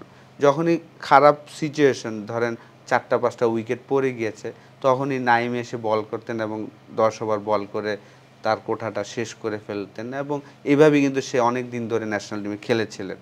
তো একটা ক্যাপ্টেন পারে যে আপনার একটা প্লেয়ারকে সেভ করতে, একটা প্লেয়ারকে আর কি যদি চায় যে তাকে না আমি এস্টাবলিশ করব, সেই জিনিসটা করা সম্ভব। সচিন টেন্ডুলকারের সাথে আপনার প্রথম স্মৃতিটা একটু জানতে চাই। আমি যদি ভুল না করে থাকি, এশিয়া 11 এবং ওয়ার্ল্ড 11-এর ম্যাচটাতে হয়তোবা টেন্ডুলকারকে আপনার প্রথম দেখার কথা। প্রথম স্মৃতি জানতে চাই, এরপর আপনার বাসায় তাকে আপনি আমন্ত্রণ জানিয়েছিলেন, সেই গল্পটা শুনবো। হ্যাঁ, আপনি যেটা শুরুতেই বলেছিলেন যে আমি বল বয়, যেহেতু আমরা ওয়াইস স্যারের স্টুডেন্টরা এবং দীপু স্যারের স্টুডেন্টরা, আমরা আলতাফ স্যার, এই 3টা স্যারের স্টুডেন্টরাই আমরা ম্যাক্সিমাম বাংলাদেশে যদি কোনো ইন্টারন্যাশনাল খেলা হতো বা এই টিমের খেলা হতো, আমরা মাঠের চারপাশে বসে থাকতাম, বলগুলো দিতাম, ওয়ার্ম আপের সময় আমরা হেল্প করতাম। তো সেই জায়গা থেকে আসলে এশিয়া 11-এর আগেও একটা এ টিমের ট্যুর বা হ্যাঁ, এশিয়া 11-এর সময় ইন্ডিয়া এসেছিলেন, টেন্ডুলকারকে বল করলাম, লেগ স্পিন করছিলাম। সেইখান থেকে এখন যে আমাদের হেড কোচ, কালকেও আর কি আপনার বিপিএল এর ফাইনাল ম্যাচে তার সাথে দেখা হয়েছে, সে আমাকে বলছিল যে আর তারও ওই জিনিসগুলো মনে আছে যে আমি সেই 98-এ যখন উইলস কাপ হলো, তখন আমরা আসলে বল করতাম, আমি যেহেতু লেগ স্পিন করতাম এবং গুগলিও পারতাম, তো তারা আমি একটা লেগ স্পিন করছি, পরের বলটা গুগলি করছি। তো গুগলি করার পরে সাথে সাথে তাদের লুইস ছিল একটা লেগ স্পিনার, তো ওই লুইসকে ডাকলো, কারণ ও ওই সময় গুগলি পারতো না, ও শুধু খালি লেগ স্পিনই করতো। তো খেলা শেষে এভরিডে হাফ অ্যান আওয়ার আমার সাথে সে ট্রেনিং করতো কীভাবে গুগলি করি, ওই গুগলি শেখার জন্য। তখন কিন্তু আমার বয়স 12, 98-এ। হ্যাঁ 98-এ। তো সেই সময়ে ওই একটা মাস কিন্তু প্রত্যেক দিন আমরা খেলার দিন যাইতাম বা প্র্যাকটিসের সেশনে যাইতাম, যে বল করতাম এবং খেলা শেষে তারা তাদের লাগেজ সব গুছিয়ে অলরেডি গাড়িতে চলে গিয়েছে, কিন্তু সে মাঠ আর কি ড্রেসিং রুম থেকে নেমে এসে বের হয়ে তার ব্যাগ থেকে একটা টি শার্ট এনে আমাকে একটা টি শার্ট দিয়েছিল সিমন্সের, একদম লম্বা, আমি তো তখন ছোট, পুরা টি শার্টটা আমার একদম পা পর্যন্ত যায়। তো ওই ধরনের আমরা যারা ছিলাম, যেমন শাকলাইন মুস্তাকের কাছ থেকে ইব্রাহিম সাগর, আমাদেরই ওয়াইস স্যার একটা স্টুডেন্ট, সে দোসরা বলটা শিখেছিল। দোসরা বলটা শিখে আমরা যখন নেটে প্র্যাকটিস করতাম, ওর ওই দোসরা খেলে কিন্তু আমি মুরালিকে 100 করেছি, আমার কোনো সমস্যাই হতো না যে মুরালির দোসরা বুঝাটা। তো টেন্ডুলকার, আমি ছোটোবেলা থেকে বুলবুল ভাই আর টেন্ডুলকার এই দুইজন মানুষের ভক্ত একদম ছোটোবেলা থেকেই। ওদের ব্যাটিংটা আমি বেশি ফলো করতাম, যেহেতু ওনাদের হাইটটা আমার কাছাকাছি, তো সেই কারণে ওনাদের ব্যাটিংটা ফলো করতে করতে তো টেন্ডুলকারের সাথে একটা ছবি তুললাম। যখন 2004-এ আসলো আর কি বাংলাদেশের সিরিজ খেলতে, ওই ছবিগুলো দেখালাম। আর মজার ঘটনা কি, দেখে চিনতে পারছিল? হ্যাঁ, আর ও অবাক হয়েছে যে 98-এ আমি বল বয় ছিলাম এবং 2001 এপ্রিলে আমার বাংলাদেশ টিমে আমার ডেবু। এটা ও খুবই অবাক হয়েছে যে এত অল্প সময় তুমি বল বয় থেকে ইন্টারন্যাশনাল ক্রিকেটে চলে এসেছো, এটা সে অবাক হয়েছে। এবং মজার ঘটনা কি, সৌরভ গাঙ্গুলি ব্যাটিং করছিল চিটাগাংয়ে, যুবরাজ সিং এবং লাক্সমান খেলছিল না। তো আমি বলছি যে, যেহেতু দাদা বাংলা বুঝে, আমি বলি যে দাদা কিন্তু অনেক প্রেসারে আছে, রান না করলে কিন্তু ড্রপ পড়বে নেক্সট খেলায়, এইসব বলার পরে পরে ওই যে ছবি যখন দেখলাম, শালা তুই বল বয় ছিলি আর এখন আমাকে স্লেজিং করিস। সৌরভ গাঙ্গুলি। সৌরভ গাঙ্গুলি। টেন্ডুলকারকে অনেক ভোজন রসিক, আপনার বাসায় এসে আমি অনেক আইটেম দেখছিলাম যে খাচ্ছে আর কি। খুবই লাকি, ওদিন যতগুলো আইটেম ছিল সবগুলো আইটেম সে ট্রাই করেছেন এবং লাস্টে দেখি দই মিষ্টি সব খাচ্ছে। তো তখন আমরা জিজ্ঞেস করছিলাম, ও বলে যে আমার একটা সময় তুমি আমাকে যা দিবা আমি সব খাবো, আরেকটা সময় আমি সারাদিন একটা রুটি খেয়ে থাকবো। তো এই সময়টা আমাকে এখন তুমি যা দিবে আমরা খুব লাকি যে তুমি ওই সময়টা এসেছো যে সব খাচ্ছ। অসাধারণ মানুষ টেন্ডুলকার। 45টা দিন একসাথে মুম্বাই ইন্ডিয়ান্সের হয়ে সাউথ আফ্রিকায় কাটিয়েছিলাম এবং যখন আমি 158 করলাম ইন্ডিয়ার সাথে চিটাগাংয়ে, তার আগের ম্যাচে 60 নট আউট ছিল বঙ্গবন্ধু স্টেডিয়ামে। তো খেলার আগে তার রুমে আমি গিয়েছিলাম। তো আমি আর টেন্ডুলকার, তখন আমি বাংলাও অত ভালো সুন্দর করে বলতে পারতাম না, ইংলিশ তো পারি না, হিন্দিও পারি না। তারপরে সে বলছে তুমি তোমার ভাষাই বলতে থাকো, বাংলায় বলতে থাকো, সমস্যা নেই, আমি বুঝে নিব। তো আর আমি বলছিলাম যে এভরি সিরিজেই দেখা যায় যে আমি একটা ইনিংস ভালো খেলি, যে কোনো সিরিজে যাই ফার্স্ট ইনিংসে আমি ভালো খেলি, 80-90 মেরে ফেলি, পরের ইনিংসগুলো আর আমি ভালো খেলি না। তখন ও বলছে যে তুমি ফার্স্ট ইনিংস যখন খেলো অপোনেন্ট জানে না, ওরা তোমার স্ট্রং এরিয়ায় বল করে, যেমন তুমি সাইড স্ট্রোক খেলতে পছন্দ করো, তারা বাউন্সার ট্রাই করে, যেহেতু বাঙালিদের তারা চেষ্টাই করতো যে পেস দিয়ে বিট করবে। যখন তারা দেখে যে তুমি সাইড স্ট্রোক ভালো খেলো, উপরের বল অত অ্যাটাকিং খেলো না, তখন তারা সেকেন্ড ইনিংস থেকে শুরু করে যে তোমার উপরে বল করাটা তুমি হয়তো বা ওইটা নিয়ে রিয়েলাইজই করো নাই কখনো। এইভাবে সে আমাকে বোঝানোর চেষ্টা করেছে। এবং ফার্স্ট ম্যাচ হওয়ার পরে 60 নট আউট, তো আমি আবার গেলাম এম এ আজিজের খেলা, আমাদের আগ্রাবাদ হোটেলে ছিলাম, যে ভাই টেন্ডুলকার ভাই আমার তো এখন কি হবে, আমি তো ফার্স্ট ইনিংসে রান করলাম এক ম্যাচে। পরে কাছে তুমি এটা নিয়ে চিন্তাই করবা না, আর কখনোই তুমি না জিনিস বলবা না যে আমি না পুল মারবো না, যেহেতু আমি পুল খেলতে পছন্দ করি, যদি তোমার ফিল্ডার পিছনে থাকে তুমি কখনোই মাইন্ডকে বলবা না যে আমি এটা মারবো না, তুমি বলবা যে আমি আসবে, আমি ট্যাপ করে এক খেলবো, ডিফারেন্ট ওয়েতে চিন্তা করবা। পর আর যদি মন চায় মারবা, এটা তোমার ডিসিশন, কিন্তু নেগেটিভ জিনিসগুলো আনবা না। পরে তো আমরা, ওরা তো প্রায় 600 রানের মতন করলো, আর উইকেটটা এত বড় বড় ক্র্যাক ছিল, আপনি বিশ্বাস করবেন না, যদি আপনি উইকেট দেখতেন ওই সময়ের আপনি ভয় পেতেন, এত বড় বড় ক্র্যাক। তো আমি কি করলাম, সকালবেলা যেই 3 উইকেট সোজা দাঁড়ালাম, দাঁড়িয়ে দেখলাম যে 3 উইকেট সোজা কোনো ক্র্যাক নাই, প্লেন, আর 3 উইকেটের বাইরে এত বড় বড় ক্র্যাক। তো আমি, এটা সবসময় বলা হয়, ওদিন আমার লাক ছিল হয়েছে, কিন্তু ওই সময় আমার মাইন্ডে আমি বললাম যে আমি আচ্ছা শুধু উইকেটের বলটা খেলবো, বাইরের বলগুলো আমি খেলবো না। তো এইভাবে করে সার্ভাইভ করতে করতে তো দেখলাম যে লাঞ্চে আমার 62 ব্যাটিং করতে শেষ হলো লাঞ্চ, পরে লাঞ্চের পরে এসে আমি 98 রান করেছিলাম ওই 2 ঘন্টায়। তো 158 নট আউট, বুলবুল ভাইয়ের রেকর্ডটা ভাঙলাম। বুলবুল ভাই অভিষেক টেস্টে 145 করলো, 2004-এ যে আমি করলাম 158 নট আউট। আলাদা একটা ফিলিংস ছিল, এবং বোলিং অ্যাটাকটাও সেই সময় অসাধারণ ছিল। ইরফান পাঠান, জহির খান, হরভজন, কুমলে, 4টাই ক্লাস বোলার ছিল। আবার ম্যান অফ দ্য ম্যাচও হলাম, কারণ ওই ইনিংস ফার্স্ট ইনিংসে কিন্তু 3টা সেঞ্চুরি করেছিলেন রাহুল দ্রাবিড়, গম্ভীর, লাক্সমান মনে হয়, অথবা খুব সময় ওপেনিং ওয়াসিম জাফর নেমেছিলেন, কিন্তু ওয়াসিম জাফরের একটা সেঞ্চুরি ছিল, 3টা সেঞ্চুরি ছিল, কিন্তু আমার ম্যান অফ দ্য ম্যাচ দেওয়া হলো।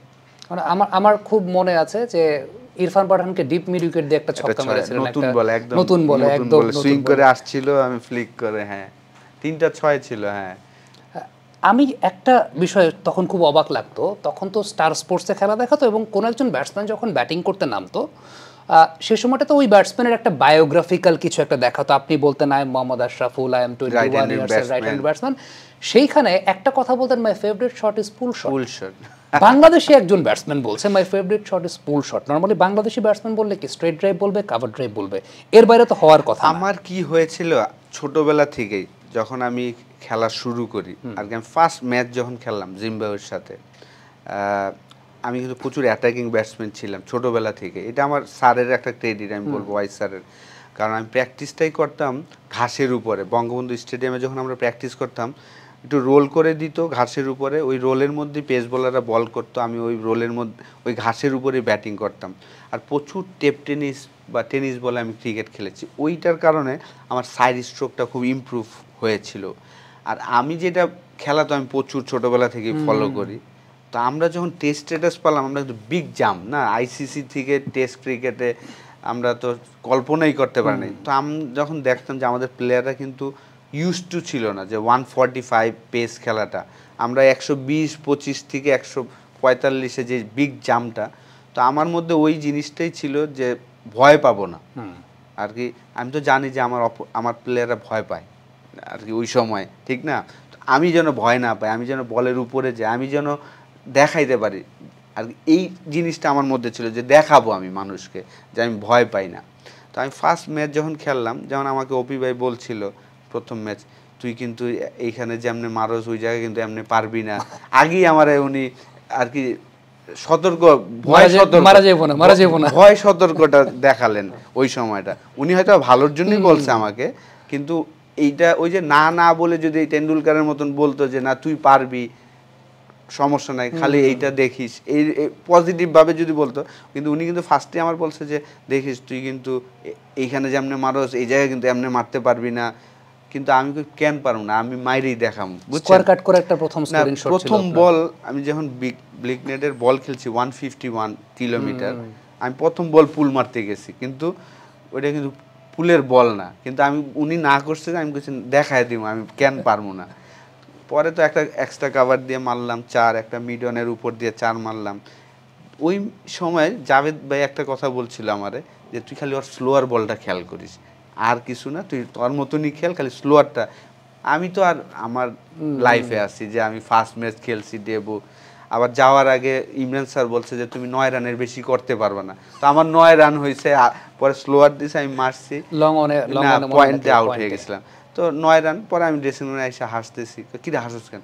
আমি সারি কইছে 9 রানের বেশি করতে পারবো না, তাহলে আমি আর বেশি কেমনে করবো? কারণ এই তো ছিল আর কি। আমার মনে আছে লঙ্গন দিয়ে একটা 4 মেরেছিল, মিডনের উপর দিয়ে লঙ্গন দিয়ে একটা 4, পরে পয়েন্টে ধরা পড়েছিলেন। জি, লেটস টক অ্যাবাউট আপনার ডেবিউ টেস্ট ম্যাচটা নিয়ে। আপনার ডেবিউ টেস্ট ম্যাচটা আমার জন্য একটা অনেক স্মৃতিবহ ব্যাপার। কোন কী কারণে? তখন 21 টেলিভিশনে মুক্ত খবর নামে একটা অনুষ্ঠান ছিল, সেই মুক্ত খবরে আমি ইন্টারভিউ দিতে যাচ্ছিলাম। ওই টাইমটাতে রেডিওতে আপনার সেঞ্চুরির গল্পটা আমি শুনছি। সেঞ্চুরিটা আমার দেখা হয়নি সেই সময়টাতে, বাট আমিনুল ইসলাম বুলবুল এর আগে সেঞ্চুরি করেছিলেন। আপনার টেস্ট ডেবিউটা সবার জন্য একটা আকাঙ্ক্ষিত জায়গা ছিল, আপনি নিজে খুব ভালো রিলেট করতে পারবেন। এখনকার দর্শকরা বিষয়টা খুব ভালো রিলেট করতে পারবেন কিনা জানি না। এবং এখন যেটা হয় যে ক্রিকেটারদের তো অনেক ফিমেল ফ্যান্স থাকে, তখন আপনার ফ্যান কিন্তু ছিল আসলে ছেলের মায়েরা চিন্তা করতো যে আচ্ছা আমার ছেলেটাও তো আশরাফুলের মতোই, এবং আশরাফুল টেস্ট খেলছে, অনেকের একটা আগ্রহের জায়গা ছিল। এটা কিভাবে সম্ভব ছিল ওইরকম একটা bowling line up, Chaminda Vaas, Muttiah Muralitharan, how did you pick them ওই সময়টাতে? বললাম না যে আসলে হ্যাবিট, আমি যাওয়ার আগে আর ন্যাশনাল টিমে ঢোকার আগে 5টা সেঞ্চুরি করেছিলাম, ন্যাশনাল লিগে 2টা, আন্ডার 17-এ 2টা, আর অস্ট্রেলিয়া একাডেমি। তো 100 করাটা আমার কাছে ওই সময়টা খুব ইজি মনে হতো। তো যখন আমি ফার্স্ট টেস্ট খেললাম, প্রথম ইনিংসে তো আমি 7 নাম্বার পজিশনে খেললাম, লেগ স্পিনার হিসেবে আমাকে ডেবু করানো হলো। আর আমরা ব্যাটিং করলাম, 90 রানে অল আউট, আমি 26 টপ স্কোরার ছিলাম। তো দুর্জয় ভাই ক্যাপ্টেন ছিলেন। সেকেন্ড ইনিংসে উনি আমাকে বলে যে তুই যেহেতু মুরালিকে ভালো খেলছস, আমার জায়গায় যা, 6-এ যা। আমাকে ঠিক আছে ভাই। তো আমি ডে 2-তে আমি 4 নট আউট। পরের দিন আমাদের যেহেতু বৃষ্টির কারণে খেলা কম হয়েছিল ডে 2-তে, তো ডে 3-তে আপনার হাফ অ্যান আওয়ার আগে শুরু হয়েছে।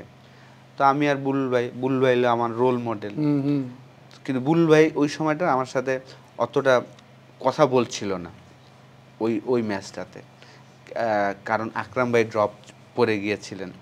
তো বুলবুল ভাই মনে করেছে যে ওনার বেস্ট ফ্রেন্ড ড্রপ পড়েছেন, আমি খেলছি, তো উনি একটু আমার উপরে রাগ ছিল, কেন আমি জানি না, বাচ্চা একটা ছেলে। হ্যাঁ ঠিক আছে আর কি। আমি তো, কিন্তু উনি আমাকে একটা কথা বারবার বলতেছিল যে 4-এর জন্য আউট হয়েও না আর কি শুরুর দিকে। তো মুরালীধরনকে আমার কখনোই একটা বলও ডিফিকাল্ট মনে হয়নি, কারণ আমি তো হাত পিক করে, যেহেতু আমি ছোটোবেলা থেকেই ওয়াইস স্যারও আমাকে নেটে বল করতেন, আর ওয়াইস স্যারের নেটে ওই সময় যারা খেলেছেন, এখনও যারা দেখেন স্যারের বল, পাকার মধ্যে এত স্পিন হয় স্যারের যদি আপনি পাকাতে উনি বল করে এত স্পিন হয়, লেগ স্পিন তো হয়, আবার গুগলিও যদি করে এত স্পিন হয়। তো ওই সময় যখন আমি 97-এর কথা বলছি, স্যার তো তখন আরও ইয়াং ছিলেন, তো উনি একদম প্রপার বল করতেন আমাকে। তো ওনার বল আমি যখন খেলতাম আমি হাত পিক করতে পারতাম খুব ইজিলি। তো এই কারণে আমার জন্য যদি লেগ স্পিন হয় তো অটোমেটিক শট হলে আমি স্কোয়ার কাটের জন্যই যাব, গুগলি হলে আমি পুলের জন্যই যাব। তো মুরালি যখন অফ স্পিন করতো আমি জাস্ট ডিফেন্সের জন্য যেতাম, যখন সে দোষটা মারতো আমি জাস্ট গ্যাপটা দেখতাম। তো এক সময় তো বুলবুল ভাইকে আমি বলছি যে বুলবুল ভাই এইটা হবে ওইটা হবে, আপনি জাস্ট ওরে খেলেন, আমি মুরালিরে খেলি। এইভাবে চলছে আমাদের পার্টনারশিপও। 128 রানের মতন ছিল, বুলবুল ভাইও 50 করলো। লাস্ট ওভার, লাস্ট বল লাঞ্চের, উনি প্যাডেল সুইপ করতে গিয়ে বোল্ড হয়ে গেলেন, আর আমার 68 তখন। তো একসময় জয়সূর্যা স্লিপ থেকে বলছিল মুরালিকে দোসরা করো, কিন্তু এভরি টাইম সে দোসরা করে, কারণ ও অ্যাটাকিং ফিল্ডিং করতো, দুইটা সিলি রাখতো, দুইটা স্লিপ, তো আপনার প্রচুর গ্যাপ কিন্তু আপনার আছে, আপনি যদি পিক করতে পারেন। তো এভরি টাইম বল দোসরা করলে আমি হয় কাভার খালি থাকলে কাভারে মারি, পয়েন্ট খালি থাকলে পয়েন্টে মারি, এভাবে করে আমি 68।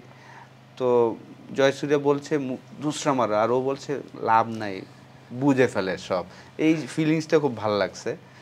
আর লাঞ্চে যখন গেলাম, জাভেদ ভাই, ওপি ভাই, শান্ত ভাই বলতেছে 100 করতে হবে, আমি বলি যে করবই তো ভাই, কারণ আমার আর কি, কারণ ওই যে আমি করে গিয়েছিলাম না, আমার কাছে এত ইজি মনে হয়েছে। পরে তো 100 হওয়ার পরে শুনি যে record, world record, youngest test century, joint man of the match হলাম। তো অন্যরকম ফিলিংস ছিল ওই সময়টা। আশা বলবো এই অভ্যস্ততার প্রবলেমটাকে এখন দেখেন কিনা, কারণ এখন একটা প্লেয়ারের যখন টেস্ট ডেবিউ হয়, এনসিএলে তার মানে বিহাইন্ডে খুব বেশি রেকর্ড নেই, 5টা-7টা ম্যাচ হয়তো বা খেলছেন বা 10টা ম্যাচ খেলছেন। আপনাদের সময় আমি ডিফারেন্সের জায়গাটা যেটা বলছিলাম যে এত মাল্টিপল অ্যামাউন্ট অফ ম্যাচেস আপনারা খেলতেন। আমার মনে আছে এনসিএলে তখন মনে হয় বিমান খেলছিল, ইমরান ফারাদ একটা ট্রিপল সেঞ্চুরি করলো, এনসিএলে বিদেশি প্লেয়াররা খেলতো। সো স্ট্যান্ডার্ড আমাদের টিমে জহুরুল্লাহ ছিলেন, শাহেদ মেহমুদ খেলতেন চিটাগাংয়ে, মঞ্জুর আক্তার খেলতেন বিমানে। তো আগে কিন্তু একটা করে ফরেন প্লেয়ার খেলতো, আমরা কিন্তু ওদের কাছ থেকে অনেক কিছু শিখতে পারতাম। এবং আমার মনে হয় যে এটা তো অবশ্যই দেখেন আপনার অনেক রেকর্ড আছে, আপনি যদি দেখেন যে সৌম্য সরকারের কথাই চিন্তা করেন, অসাধারণ প্লেয়ার, কিন্তু তার যখন টেস্ট ডেবিউ করলো 2015-তে, ফার্স্ট ক্লাসে কোনো সেঞ্চুরি নাই। একটা প্লেয়ারকে আপনি টেস্ট খেলাচ্ছেন যার ফার্স্ট ক্লাসে সেঞ্চুরি নাই, সে কিভাবে জানবে যে 4 ঘন্টা 5 ঘন্টা ব্যাটিং করে যে সেঞ্চুরি করতে হয়।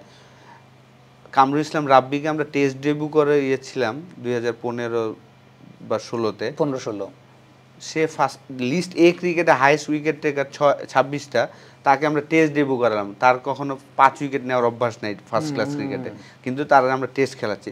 তো আমাদের এই ভুলগুলা কিন্তু আর কি শুরু থেকেই, এটা আমিও মনে করি যে আমারও একটা আমার কারণেই হয়েছে এই জিনিসটা। আমি মনে করি যে আমি ইয়াংগেস্ট টেস্ট সেঞ্চুরি করার পরে সিলেকশন প্যানেল বা বোর্ডে যারা ছিলেন তারা ভেবেছেন যে সিনিয়রদের আর না খেলিয়ে জুনিয়রদের খালি নিয়ে আসি, ওই যে একটা গ্যাপ হয়ে গিয়েছিল। কারণ আকরাম ভাই, বুলবুল ভাইয়ের পরে যেই বেসটা ছিল, রোকন ভাই, দুর্জয় ভাই, ওনাদের যেই সময়টা থাকা উচিত ছিল আরও লম্বা সময়, ওনাদেরও পারফরমেন্স না করার কারণে ওনারাও বাদ হয়ে গেলেন। পরে চলে আসলেন তুষার ভাই, হান্নান ভাই, ওনারাও এসে, রাজিন ভাই এসে অল্প সময় খেলে আবার ওনারা চলে গেলেন। তো আমাদের ওই জায়গাটা আমার কাছে মনে হচ্ছে আমরা খুব তাড়াহুড়া করে ফেলেছিলাম। ওইটার মূল কারণটা আমি মনে করি যে আমার ওই সেঞ্চুরিটা, যদি ওই সেঞ্চুরিটা করার পরে ওনারা মনে হচ্ছে না ইয়াংদের সুযোগ দেয়, কিন্তু টেস্ট ক্রিকেটটা আসলে পুরাপুরি এক্সপিরিয়েন্সদেরই খেলা। তাহলে হয়তো বা আরও আমরা টেস্ট ক্রিকেটে যেই জায়গায় যাওয়া উচিত ছিল সেই জায়গায় যেতে পারিনি, বিকজ অফ প্রচুর রোটেশনটা হয়েছে, অভিজ্ঞতাটাকে আমরা। হ্যাঁ, আপনি দেখেন তুষার ভাইকে আমরা সুযোগই দেনি, সেই 2007-এর পরে আর কখনোই সে কামব্যাক করতে পারেনি। নাইম ইসলাম 2013-র পরে বা 14-র পরে আর কখনোই আসতে পারেনি, কিন্তু এভরি সিজনে তারা কিন্তু 1000 রান করছেন। এই জায়গাটাতে আমাদের যারা এক সিলেকশন প্যানেলে ছিলেন, যেই লম্বা সময় নান্নু ভাইরা, ওই জায়গাটাতে আমার মনে হয় যে ওনারা ফরম্যাটটা সেপারেট করতে পারেনি। আশাবুল ভাই, বাংলাদেশ 5 বছর কোনো ম্যাচ জিতে নেই, 99 থেকে 2004-এ গিয়ে জিম্বাবুয়ের সঙ্গে 47টা ম্যাচ 2004-এ গিয়ে বাংলাদেশ যে ম্যাচটা জিতলো, আপনার এই পারফরমেন্সটা খুব আন্ডাররেটেড। এটা অনেকেই হয়তো বা গেস করতে পারে না, বাট লাস্টে লোয়ার মিডল অর্ডারে ব্যাটিং করতে নেমে আপনি ওই ম্যাচেই মনে আপনি প্রথম স্কুপ শট খেললেন। 31 বলে 51 রান করেছিলাম, নট আউট ছিলাম। ওই রোলটাকে মানায় নিলেন কিভাবে, যে একদম লোয়ার মিডল অর্ডারে ফিনিশিং রোলটা? যেহেতু আমাদের শুরুতে উইকেট অতটা পড়েনি, তো আমাকে সুযোগ দেওয়া হলো ওই জায়গাটাতে। এবং আমি ডোমেস্টিক ক্রিকেটে তো আসলে আমি খেলে অভ্যস্ত ছিলাম যে এই ধরনের। আমার প্রবলেমটা ছিল আসলে ধারাবাহিক ছিল না কখনই, কিন্তু যখনই আমি ভালো খেলতাম আর কি আমার কাছে মনে হয় যে আমি বলারকে আগে রিড করতে পারতাম। এইটা আমার কাছে মনে হয় যে হয়তো আমার বডি পজিশনের কারণে এটার কারণে হতে পারে, এবং আমি চিন্তাও করতাম ওইভাবে। তো ওই ম্যাচটা আমরা যখন জিতলাম, হ্যাঁ আপনি জানেন 47 ম্যাচ পরে আমরা প্রথম ওয়ানডে ম্যাচ জিতলাম 99 ওয়ার্ল্ড কাপের, স্কটল্যান্ডের পরে, পাকিস্তানকে হারানোর পর। পাকিস্তান স্কটল্যান্ড দুইটা ম্যাচ জেতার পরে আর জিতি নাই। তো লাকি যে আসলে পুরো টিম গেম, ওই সময় আসলে টিম গেমটাও ছিল আমাদের উপরে। সুমন ভাইও ভালো খেলেছিলেন, রাজিন ভাই ভালো খেলেছিলেন, তারেক ভাই এসে চমৎকার দুইটা উইকেট নিলেন। তো সুযোগ ছিল আমাদের ওই সিরিজটাও জেতার, কিন্তু আনলাকি ওই ম্যাচটা, লাস্ট ম্যাচটা জিততে পারেনি। ওই ম্যাচে হ্যাঁ স্কুপ মেরেছিলাম হিথ স্ট্রিককে। কারণ এইটা কিভাবে আসছে, ডেথ ওভারে কিন্তু বলাররা আপনাকে লেন্থে বল করবে না। লেন্থে বল করা মানে আপনার এটাই ফ্রি শট, আপনাকে ইয়র্কারই করবেন। তো ওই চিন্তা থেকে যে ও তো এটা ইয়র্কারই করবে, লেন্থে যদি করে তাহলে তো আমার ইজি শট। তো ওই লেন্থ বলটা আমি কিভাবে বাউন্ডারি মারতে পারবো, ওই চিন্তা থেকেই আসলে এই স্কুপ শট। এই কোশ্চেনটা আমি কেন করতে চাই, ডাগলাস ম্যারেলিয়ারের পর Mohammad Ashraful is the second one যে ইন্টারন্যাশনাল ক্রিকেটে স্কুপ শটের প্রবর্তন করে। এরপর আমরা দিল স্কুপ, সুপার স্কুপ অনেক কিছুই দেখেছি। কিন্তু আমার কোশ্চেনটা যে কারণে, যে ডাগলাস ম্যারেলিয়ার দুইটা হয়তো মেরেছিলেন, এই শটটা তো খুব বেশি পরিচিত ছিল না। এই শটটা আপনার মাথায় আসলো কিভাবে যে ওকে এরকম একটা শটও করা যায়? কারণ যে শট আপনি কখনো ওইভাবে দেখেন না ইন্টারন্যাশনাল ক্রিকেটে, সেটা যখন আপনি করছেন, ম্যারেলিয়ার দুইটা শট করেছেন but it was not prominent, এটা আপনার মাথায় আসলো কিভাবে যে ওই শটটাও করা যায়? ওই যে বললাম না যে ওই সময় বলার কি চিন্তা করে, বলার কি বল করতে পারে। আমি সবসময় বলতাম যখন ন্যাশনাল টিমে ছিলাম, যেদিন আমি রান করতাম আমি বলতাম আজকে আমার প্রশ্ন কমন পড়েছে। এই কারণে আর কি আমি আগেই বলারকে রিড করে ফেলতে পারতাম যে বলার এইটা করবে, এবং দেখা যেত যে ওইটাই হচ্ছে। আর যেদিন রান করতাম না মনে হয়েছে যে আগে রিড করতাম কিন্তু উল্টা হইতো আর কি।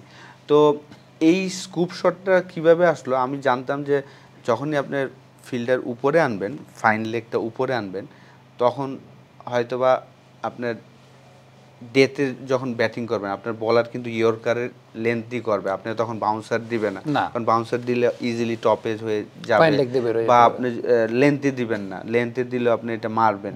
তো এই বলটা আমি যদি জাস্ট পেসটা ইউজ করি, সাহস, এটা মেন জিনিসটা কিন্তু আপনার সাহস লাগবে। আপনি সাহস থাকে তাহলে আপনি এই শটসগুলো খেলতে পারবেন। তো আমার তো ছোটবেলা থেকে ওই সাহসটা ছিল, দেখানোর একটা প্রবণতা ছিল আমার, যে আমি দেখাবো, এক্সট্রাঅর্ডিনারি কিছু করে দেখাবো। যেমন ওয়াইস স্যারের সাথে ফোনে কথা বললেই বলতো 20-25টা রান করিস তাইলে পরের ম্যাচ খেলতে পারি। কিন্তু আমার চিন্তা ভাবনা থাকতো যে আমি কিভাবে 100 বা ভালো খেলে ম্যাচ জিতাবো এরকম। তখন তো আসলে আমাদের জেতানোর চিন্তাই কম ছিল। যেমন আমি অস্ট্রেলিয়ার সাথে যে ম্যাচটা জিতলাম, সুমন ভাইকে আমি বলছি যে সুমন ভাই এই ম্যাচটা জেতা সম্ভব। উনি তুই থামতো, তুই তোর ব্যাটিং কর, জেতার পরে তুই তোর ব্যাটিং করতে থাক, তারপরে দেখা যাবো। আমি তো আচ্ছা ঠিক আছে। আমি কিন্তু এভরি ওভারে একটা করে সুযোগ নিচ্ছিলাম, হয় স্কুপ মারছি হাসিরে, ক্লার্কে এক্সট্রা কাভার দিয়ে উপর দিয়ে মারছি, ডাউন দিকের যে আমি প্রত্যেক ওভারে একটা করে 4 মারার চেষ্টা করছিলাম, যে ম্যাচ কিভাবে ওইখানে আমি জেতাতে পারি। কারণ ম্যাচ না জিতলে তো আসলে আপনি দিন শেষে আর কি হিরো হইতে পারবেন না। তো ওই জিনিসটা আমার ছোটবেলা থেকেই ছিল, যে এক্সট্রাঅর্ডিনারি কোন একটা ইনিংস খেলে ম্যাচ যেন জেতাতে পারে। কার্ডিফের ম্যাচটা যেমন আপনার এইটা আমি বলি এই কারণে, আমরা এটা অনেকেই জানে না, আমরা ফার্স্ট ক্লাস ক্রিকেটে 400 রান চেস করে যে ম্যাচ জিতেছিলাম ঢাকা মেট্রো এবং বিমান, আপনার আবহানী মাঠে।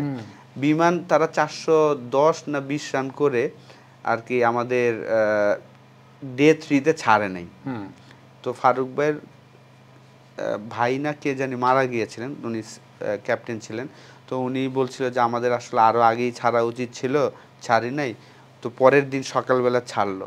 তো আমি ওই ম্যাচে এর আগে লাস্ট 3-4টা ম্যাচে রান করছিলাম না, সেকেন্ড ম্যাচে সেঞ্চুরি করার পরে আমি ঢাকার বাইরে যখন খেলা হতো আমি রান করতাম না, ঢাকায় যখন খেলা হতো আমি রান করতাম। কারণ যখনই আমি মানুষ দেখতাম আমার মধ্যে আলাদা একটা এনার্জি চলে আসতো।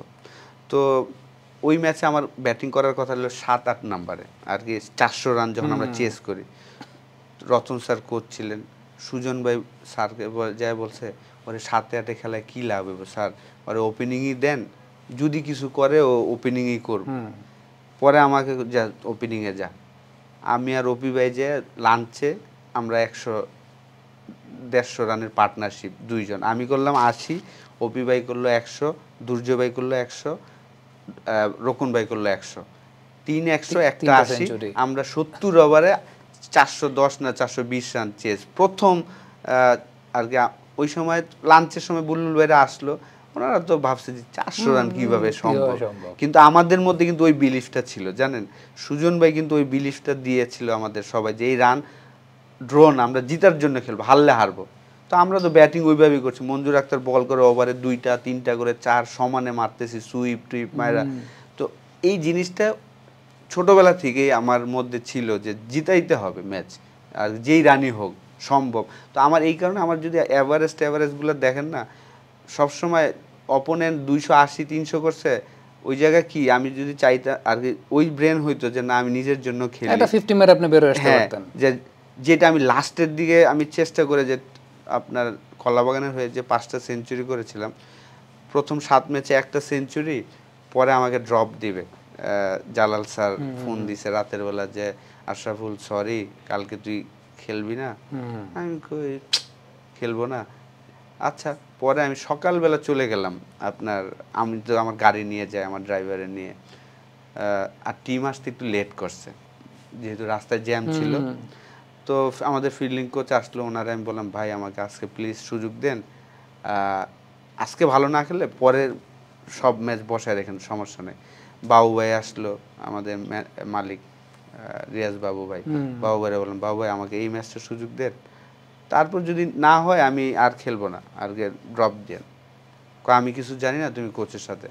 স্যাররা যেয়ে বললাম স্যার এই ম্যাচটা সুযোগ দেন, যদি না হয়, কারণ এতদিন আমি কি করতাম, আমি তো চেষ্টা করতাম এক্সট্রাঅর্ডিনারি কিছু করার জন্য, কিন্তু আমি আসলে একটা গ্যাপ ছিল না, 3 বছর তো আমি টপ লেভেলে খেলি নাই, যেহেতু নিষেধাজ্ঞা ছিলাম। আমি খেলেছি কিন্তু আমি তো এত কোয়ালিটি বোলিং খেলি নাই, কিন্তু আমি চাইতাম যে ওই আগের মতো যেন আমি খেলি। কিন্তু আমি তখন রিয়েলাইজ করতে বুঝছি যে আমি যদি শুধু আমার জন্য খেলি, কারণ আমি অন্য প্লেয়ারের দেখি যে তারা 3 বল খেলে একটা সিঙ্গেল নেয়, এইভাবে করে সেফ ক্রিকেট খেলছে, সবাই বাহবা দিচ্ছে। আমি তো চিন্তা করতাম যে না আমি প্রথম বল থেকে অ্যাগ্রেসিভ খেলে যেন জিততে পারি। পরে আমি স্যার বললাম স্যার আমাকে পরে আচ্ছা যা খেল। তো আমি যখন ব্যাটিংয়ে গেলাম আমি ওই চিন্তাটাই করলাম যে আমি সোজা খেলবো।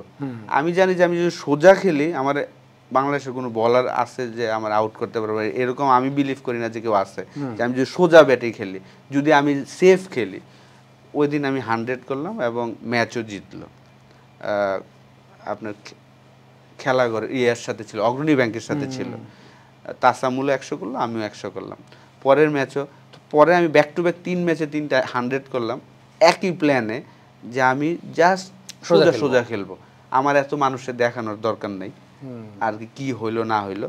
তারপরেও আমি একটা ম্যাচে যেটা মোহামেডানের সাথে 100 করেছিলাম 123 বলে 127, কিন্তু আমরা ম্যাচগুলো হেরেছি। তো ওই ম্যাচগুলো আমরা হারার কারণে সবাই বললো কি আশরাফুল তো নিজের জন্য খেললো, সেলফিশ খেলা, বুঝছেন। কিন্তু দেখেন 123 বলে 127 করছি, 44 ওভারে আমি আউট, আমাদের run 220, 4 wicket, team all out হলো 240। আর পরের 6 ওভারে যেখানে রান করার কথা 60-70, ওইখানে আপনি 20 রানে 6 উইকেট পড়লেন, নাম পড়লো কি যে আশরাফুল সেলফিশ খেলছে, বুঝছেন। এই জিনিসগুলা হয়েছে। তো পরের দিকে আমি বুঝতে পারছি যে না আমি সোজা যদি খেলতাম, আমি সবসময় কি ব্রেন দিয়ে খেলি না, আমি হার্ট দিয়ে খেলার চেষ্টা করছি যে না 280-300 এইটা চেস করবো। কিন্তু আসলে তো আমি যদি ওই সময় ওই চিন্তা না করে চিন্তা করতাম না নিজের অ্যাভারেজগুলো করি। একটা ম্যাচ আমি করছিলাম যেটা অনেক সময় আসে, যে পাকিস্তানের সাথে একটা ম্যাচ দেখবেন যে আমি 50 করেছিলাম, ওই সময় আমি খুব খারাপ খেলছিলাম, যে না ওই ম্যাচটা আমি চিন্তা করছি না আমার থাইকা রান করে আমার সেভ করতে হবে নিজেকে। কার্ডিফের যে ম্যাচটা অস্ট্রেলিয়ার সাথে, ওই অস্ট্রেলিয়া মাইটি অস্ট্রেলিয়া, মানে এখনকার দর্শকরা হয়তো বা বুঝবে না যে ওই অস্ট্রেলিয়া আসলে কি ছিল, ওটা কি মানুষ ছিল না জিন ছিল অস্ট্রেলিয়ার প্লেয়াররা, বাইরে যারা বসে থাকতো ওদের নাম মানুষ এক্স্যাক্টলি ডেমিয়ান মার্টিনের মতো প্লেয়ার চান্স পায় না। ওই অস্ট্রেলিয়ার এগেইনস্টে যে রানটা অস্ট্রেলিয়া করে সেটাও কিন্তু যথেষ্ট কম্পিটিটিভ রান, অস্ট্রেলিয়ার সাথে এই রান চেঞ্জ করার কোনো কারণ নাই, মানে এখনকার 350 রান। এক্স্যাক্টলি। এটা কোন সময় আপনি ফিল করলেন যে এই ম্যাচটা জেতা সম্ভব? আসলে বললাম না যে আমি তো ফার্স্ট অফ অল আমার ব্যাটিংয়ে যাওয়ার আগে প্ল্যান ছিল যে আজকেও 0 করব, পরের 4টা ম্যাচ আমি পানি টানবো, বুঝছেন? কারণ যেহেতু আমি টেস্ট সিরিজে ভালো খেলি নাই, এই জায়গায় ফারুক ভাইয়ের আমি বিরাট একটা ক্রেডিট দিব। ম্যানেজার ছিলেন তখন? না, সিলেক্টর ছিলেন, চিফ সিলেক্টর ছিলেন তখন। তো ফারুক ভাই ওয়ানডে টুর্নামেন্ট আর ওই সিরিজটার আগে চলে আসবেন, প্র্যাকটিস ম্যাচ খেললাম আমরা সেখানে। আমি প্রথম ম্যাচটা খেলিনি, সেকেন্ড ম্যাচ খেললাম, শোয়েব আক্তারের এগেনস্টে 42 করেছিলাম, ওই ম্যাচটা আমরা উইন করেছিলাম। শোয়েব আক্তারের আমি 5টা পুল করে 4 মেরেছিলাম এবং 4টা ফিল্ডার সে লাইনে নিয়েছিল ওইটার মাঝখান দিয়ে।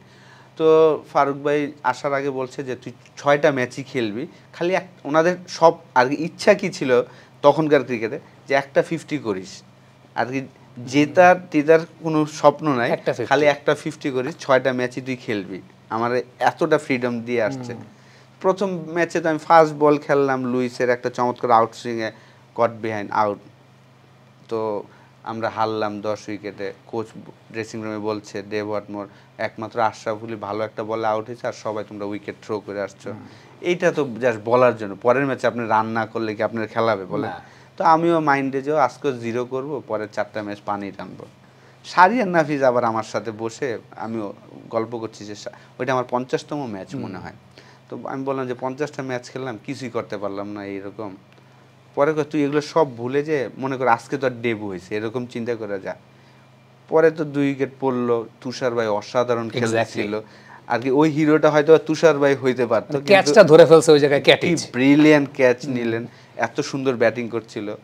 তো আমি গেলাম, যাওয়ার পরে তো প্রথমে একটা পুল মারলাম, একটা সুইপ মারলাম, একটা কাভার ড্রাইভ মারলাম, 3টা 4 মারার পরে আর উইকেটও ভালো। ভাগ্য লাগে জানেন, ওই ম্যাচে আমরা টস হেরেছিলাম, তারা ব্যাটিং করেছে, ভেজা উইকেট। যদি আমরা ব্যাটিং করতাম আমরা 60-70-এ অল আউট, এত ভেজা উইকেট। অস্ট্রেলিয়া ওরা তো ভেজা হোক আর শুকনা হোক, ওরা ব্যাটিং আগে করবে। তো ওরা তো ঠিকই 3 উইকেট পড়ার পরে 250 করলো। তো 3টা 4টা 4 মারার পরে আমার কাছে মনে হলো যে আমার এই জিনিসটা ছিল সবসময় আর কি, একদম শুরু থেকেই, যেদিন আমি রান করব ওই সময় আমি চিন্তা করতাম যে আমি আজকে সব কিছু কাভার করে দেবো আর কি, এতদিন যা করি নাই। এটা এই মাইন্ডসেটটা আমার সবসময় ছিল। ভাগ্যটাও, এটা তো ভাগ্যের খেলা আমি মনে করি, এই ভাগ্যটা আমার ফেভার করতো। যেদিন আমি খেলতাম আমি চেষ্টা করতাম সবার থেকে আলাদা হয়ে যেন আমি থাকতে পারি আর কি। তো যখন আমি 3টা 4টা 4 মারলাম, মনে হলো যে আজকের উইকেটটা ভালো। এবং সুমন ভাইও আসলো, যখন জাভেদ ভাই স্কোয়ার কাট মেরে আউট হয়ে গেল, সুমন ভাই আসলো, আমি বললাম সুমন ভাই উইকেট ভালো আর ম্যাচ কিন্তু জেতা সম্ভব, কারণ 250 রান তো আমরা ডোমেস্টিকে জিতি, ঠিক না? আমি তো অস্ট্রেলিয়া চিন্তা করি না, আমি চিন্তা করছি যে ডোমেস্টিকে তো আমরা 250 করে জিতি। আমি ম্যাকড্রা বল করছে নাকি এইটা তো আমি দেখব না, আমি খালি বল দেখবো আর খেলবো। সুমন ভাই বলল তুই এত চিন্তা করিস না, তুই তোর ব্যাটিং করতে থাক। আমি আচ্ছা ঠিক আছে, আপনি থাকেন, আমি আমার ব্যাটিং করতে থাকি। তো এভরি বলে একটা করে 4 মারি, একটা স্কুপ মারি, এইভাবে করে। পরে তো আপনার লাকটাও ফেভার করছে, যেমন 97-এ যখন আমি রান নিতে গেলাম, আমি কত খেলা দেখছি যে রিকি পন্টিং যে কোনো অ্যাঙ্গেল থেকে থ্রো করে আর স্টাম্পে লাগি, আমারটা স্টাম্পে লাগে নাই। লাকি যে রান আউট হইতে পারতাম 97-এ, রান আউট হই নাই, লাক আমাদের ফেভার ছিল। তারপর 54-এ আমি একটা পুল মারলাম, গিলস্পি সূর্যের কারণে বল দেখতে পারে নাই, 4 হয়ে গেল। তো পরে তো আফতাব এবং রফিক ভাই নেমে যখন জিতলাম, তো আলাদা একটা ফিলিংস। এটাই আমি আর কি বলছিলাম যে আল্লাহ যে চাইলে একটা মানুষের ফকির থেকে রাজা বানাইতে পারে, আর রাজারে ফকির। আমাকে ওদিন আমি বুঝছি যে সকালবেলা আমি আসছি যে পানি টানবো, পরের 4 ম্যাচ খেলা শেষে সবাই এসে আমার সাথে ছবি তুলতেছে, অটোগ্রাফ নিতেছে, পুরো অন্যরকম আশরাফুল। আমি তো আরে পরে বাবু ভাই ছিল আমাদের আর কি, মুশফিক বাবু ভাই। তো আমি সবাই এসে বলতাম 3 ঘন্টা একটা মানুষ হিরো হইতে পারে, জাস্ট ব্যাটিংয়ে যাবেন, 3টা ঘন্টা ব্যাটিং করবেন, 100 হবে, আপনি দেখবেন যে হিরো। পরের ম্যাচে আপনার কি হয়েছিল সেটা একটু বলেন। সেটা হচ্ছে আপনি কি তখন জানতেন আপনি 94 নট আউট? হ্যাঁ, আমি তো এটা দেখছি 94। আমি আসলে আমার রানের চিন্তা করি না, আমি যখন ফার্স্ট বলটা খেললাম একদম চমৎকার ব্যাকফুটে গিয়ে সুন্দর ডিফেন্স করলাম, বল হ্যাট্রিক বল সব কিছু, হ্যাঁ ট্রেমলেটের ব্যাটের মাঝখানে পায়ের ফাঁক দিয়ে দেখি স্টাম্পে, আমি কী রে স্টাম্প পরে নাই, আমি কই আচ্ছা যেহেতু আজকে স্টাম্প পরে নাই আর রানও করছে 393, ঠেকাবো না আজকে আমি, যেইটা আসবো ওইটাই। আর বলও তো করে ভাই 85-90 মাইলের, আর সব হইলো 6 ফিট 4 ইঞ্চি লম্বা লম্বা, তো এগুলো আপনি ঠেকাবেন কি? তো আমি ফার্স্ট বলই মারতে পারতাম, কিন্তু যেহেতু এর আগের দিন ওয়াইস স্যারের সাথে কথা বলছি, স্যার বলে শোন একটু দেখা খেলিস, তো এই কারণে আমি ফার্স্ট বলটা দেখতে গেছিলাম। পরে আমি না আজকে আর দেখা যাবে না, যা আসবে তাই মারতে থাকি। তারপর তো 50 হওয়ার পরে জাভেদ ভাইরে বলি, কারণ ঠিক এই সিরিজের আগে আমি সাউথ আফ্রিকার সাথে চিটাগাংয়ে প্রথম রান করতে আমার 27 বল লাগছে টেস্ট ক্রিকেটে।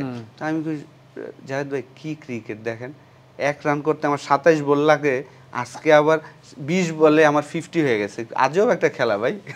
আর 50 করার পরে দেখি যে মাইকেল ভন ক্যাপ উঠে আর মাথা চুলকে, আমি ও কি পাগল, 393 রান কি এটা চেস করা সম্ভব? ও মাথা চুলকাতেছে যে হ্যাঁ হাইরা যেমন আগে, আমি যদি 330 হইতো আসলে হাইরা যেত, জানেন 393 টু মাচ। কিন্তু 25 ওভার পর্যন্ত কিন্তু যেই রান রেটটা প্রয়োজন আমরা ওই রান রেটেই যাচ্ছিলাম। 25 ওভারে আমাদের রান মনে 150 প্লাসই ছিল। তো ওদিন আসলে কি ছিল বললাম না যে এক্সট্রাঅর্ডিনারি কিছু করার চেষ্টা আমার সবসময় ছিল। আপনি সেঞ্চুরির জন্য আসলে খেলেন না আপনি? ওই সময় আমি সেঞ্চুরি চিন্তাই করি নাই, আমি চিন্তা করছি যে খালি দেখবো আর মারবো, ফিল্ডার যেদিকে আনে তার উল্টা দিকে মারবো খালি এরকম। কিন্তু আশাফুল ভাই আমার আরেকটা কোশ্চেন, সেটা হচ্ছে 190তে একটা ব্যাটসম্যান কেমনে আউট হয়? এইটা কিভাবে আসলে এর আগের দিন 189 করে আসলে আমি ওই দিনটাই এখন রিয়েলাইজ করি। এখন যেহেতু আমি কোচিং করাবো সামনে, এই সিচুয়েশনে কোনো প্লেয়ারে আমি বলবো যে তুমি ওই দিনই করার চেষ্টা করো, কারণ এর পরের দিন আমার সারা রাত বাসায় ফোন দিছি, ফ্রেন্ডদের ফোন দিছি, সবাই এক্সাইটেড যে প্রথম বাংলাদেশি। যাওয়ার আগে কিন্তু আমি বলে গিয়েছিলাম সাংবাদিকদের যে এইবার যদি আমি 100 করি, ফার্স্ট বাংলাদেশি হিসেবে আমি 200 করবো ইনশাল্লাহ, আমার এই কনফিডেন্সটা ছিল। আর যেহেতু শ্রীলঙ্কার সাথে খেলা, এভরি টাইম আমি শ্রীলঙ্কার সাথে খেললে আমি আলাদা একটা কনফিডেন্স পেতাম যে আমি 100 একটা করবই। আর কি যেহেতু আমার লাকটাও ফেভার করে এবং ওদের সাথে আমি যত অফর্মি থাকি ওদের সাথে খেললে আমার ব্যাট সবসময় রান করতো আর কি। তো 189 দিন শেষ করলাম, সারা রাত ঘুম হয় নাই যে প্রথম বাংলাদেশি 200 করব, ফ্রেন্ডদের সাথে ফোন দিছি, এই যে এক্সাইটমেন্ট, এবং ভোরবেলা উঠে সুইমিং করছি, ঘুম হয় নাই।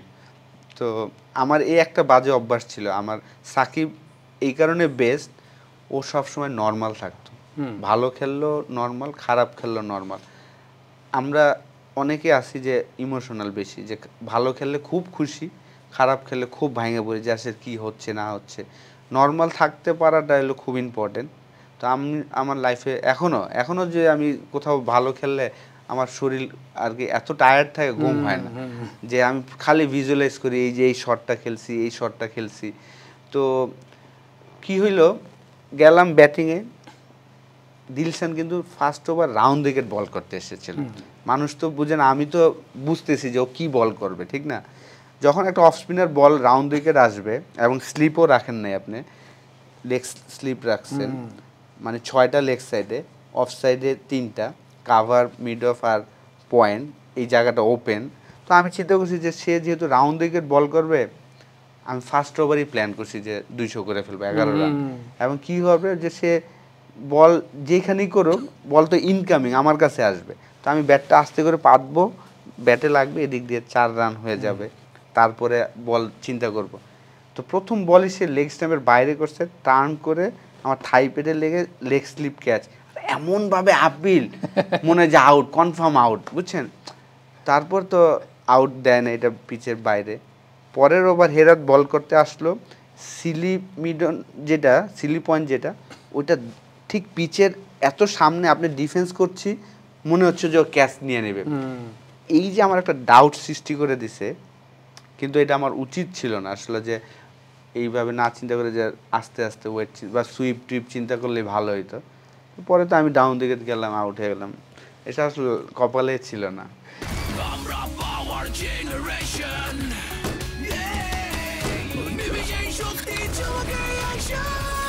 Power চুমুকে action.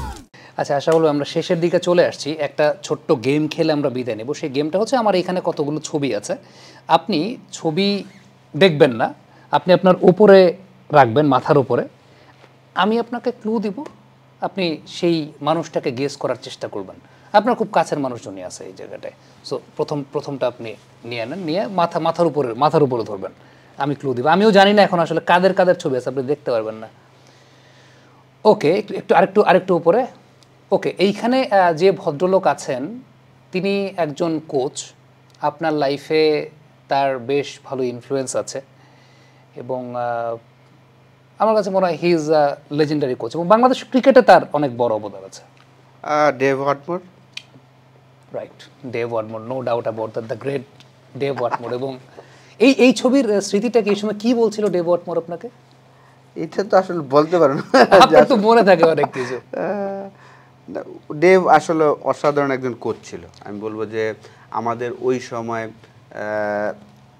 47টা ম্যাচ আমরা জিততে পারছিলাম না, তারপরে ওই সময় সে এসে একটা টিমকে, সব বড় বড় টিমকে হারানোর পিছনে তার বিরাট উনি কি রাগী ছিলেন? অনেক রাগী ছিলেন এবং খুব টিম কোচ। আমি বলবো যে ছোট একটা টিমকে যেভাবে জিতানোর জন্য যে মোটিভেশনটা দিতে হয়, ওই ধরনের কোচ ছিল। ওকে, সো এটাকে এই পাশে নিয়ে যাই। অসাধারণ প্রথম সাকসেস। এটা ডেফিনেটলি ডেভ ওয়াটমোর 2004 ইন্ডিয়াকে হারানো দিয়ে শুরু। আমার দৃষ্টিকোণ থেকে বা আমার কাছে মনে হয় বাংলাদেশের ক্রিকেট ইতিহাসের অন্যতম সফল একজন ক্যাপ্টেন, আপনার টিমমেট, আপনার অনেক দিনের পুরনো সতীর্থ, আপনাদের একটা পার্টনারশিপও আছে আন্ডার-17 লেভেলে। মাশরাফি বিন মুর্তজা। আপনি মাশরাফি বিন মুর্তজাকে কেমন দেখেছেন? মাশরাফি আসলে পুরো বোলিং মেশিন। আমি মনে করি আর কি, বোলিং মেশিন এই কারণে, আপনি রাত 2টা-3টার সময় যদি বলেন যে বলটা নিয়ে, ও একই স্পটে বল করতে পারবে, এরকম একজন বলার। কারণ ছোটোবেলা থেকে একসাথে তো আমরা আন্ডার-17 বাংলাদেশ এ টিমে, আমি মিড অফে থাকতাম, ও বল করতো। যেহেতু আমি ব্যাটসম্যান ছিলাম, আমি জাস্ট ওরে বলতাম যে দোস্ত এখন তুই এই বলটা বাউন্সার আবার বাউন্সার। কেন? আমি মান না, কারণ ব্যাটসম্যান তো চিন্তা করবো না যে আরেকটা বাউন্সার মারতো। আমি এই বলটা উপরে কর, কারণ উপরে করতো। আর ও তখন বল করতো 145-150-তে একদম শুরুতে। তো পুরো বোলিং মেশিন আর কি। আমরা যখন IPL খেললাম, আমি মুম্বাই ইন্ডিয়ান্সে, প্রত্যেক দিন আমাদের যে অ্যানালাইসিস, আমাদের ভিডিও ফুটেজ দেখাতো, মাশরাফির বোলিং এভরি ফুটেজে থাকতো যে এত সুন্দর চ্যানেলে বল করতো, অসাধারণ।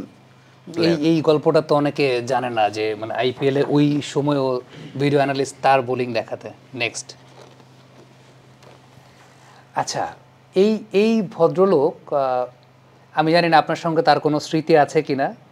একজন ক্রিকেটার, পাকিস্তানি একজন লেজেন্ড ক্রিকেটার, শরীর স্বাস্থ্য নিয়ে তাকে অনেক বেশি ট্রল করা হতো। আলু বলতো ইমজামুল হক। আপনার সাথে কোনো স্মৃতি আছে? স্মৃতি আছে, মানে আমার ফার্স্ট টেস্ট ম্যাচে আর ডেবু হওয়ার আগে আমরা তো মুলতানে গেলাম খেলতে, আমাদের এশিয়ান টেস্ট চ্যাম্পিয়নশিপ। তো আমার প্রথম দিন আমাকে এই স্কোরারের সাথে বসানোর জন্য পাঠিয়েছে, প্রথম 2 ঘন্টা প্লেয়ার চেনার জন্য। হ্যাঁ, একদম গেটের বাইরে দিয়ে মুলতানে। পরে লাঞ্চের সময় আমি আসতে পারতেছিলাম না ভিতরে, কারণ আমি তখন উর্দুও পারি না, ইংলিশও পারি না, তো আমাকে ঢুকতে দিতেছিল না। পরে এক পুলিশ বলতেছে এই তো বাংলাদেশি প্লেয়ার হে, পরে পাঠাইলো। পরে আমি যাই বললাম যে ভাই আমি আর ওইখানে যাবো না, আমারে পানির জন্য পানি টানতে দেন, আমি ওইটা করবো। পরে সুমন ভাই সিলিতে থাকার পরে ওনার পিঠে বল লাগলো, পরে ওনার জায়গায় আমি ফিল্ডিংয়ে গেলাম। তো পাইলট বাইরে জিজ্ঞেস করতেছে এই ছোটু কন হে, বুঝছেন, একদম ছোট না তখন, কই আমারা থার্ড ওপেনারে, বুঝছেন। তো ইমজাম ভাই এ তোমারা থার্ড ওপেনারে। পরে তো দেখলো যে পরের ম্যাচে আমি 100ই করলাম। তো পরে তো আমরা একসাথে এশিয়া কাপে খেললাম, অসাধারণ লিডার। ওনার মতন এত সুন্দর উইকেট রিড করতে পারে লাইভ আর কি খুব কম ক্রিকেটার আছে। টেন্ডুলকারও বলছে যে ওর মতন এত সুন্দর উইকেট রিড করতে পারে আর কেউ নাই, অসাধারণ একজন প্লেয়ার। আর ওই যে ম্যাচটা আমরা হারলাম 1 উইকেটে, আল্লাহ, আমি ওনার সামনে ছিলাম যখন বাউন্ডারি মারলো, এরকম করে যখন পাঞ্চ করলো মনে হলো যে ও আমাকেই মারতে আসতেছে। ওর ক্যারিয়ারের বেস্ট ইনিংস ছিল, অসাধারণ person. Definitely. Inzam Amul Haq, the great legend. Next one.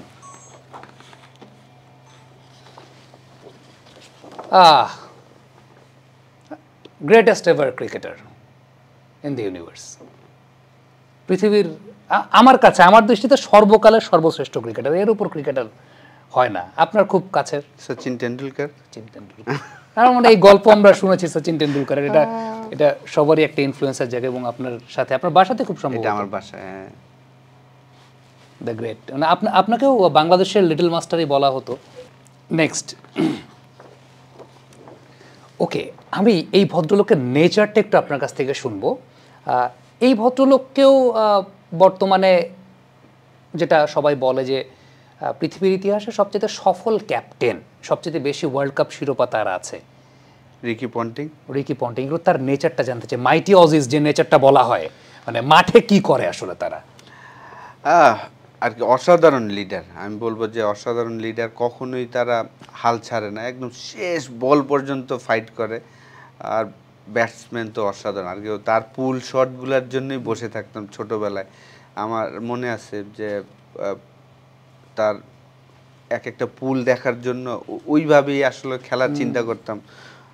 চমৎকার ফাইটার। গালিগালাজ করে মাঠে, ও এত আর কি গালাগালি করে না আর কি। ওয়াটসন, তারপর ব্র্যাড হগ, ওরা হয়তো একটু স্লেজিং করে, ও অত গালাগালি করে, ও জাস্ট ওর স্টাইলই থাকে, দাঁত দিয়ে নখ কামড়ায়, ওর স্টাইলই থাকে। The great Ricky Ponting. এখন কমেন্ট্রি তো বেশ সফল। নেক্সট ওয়ান,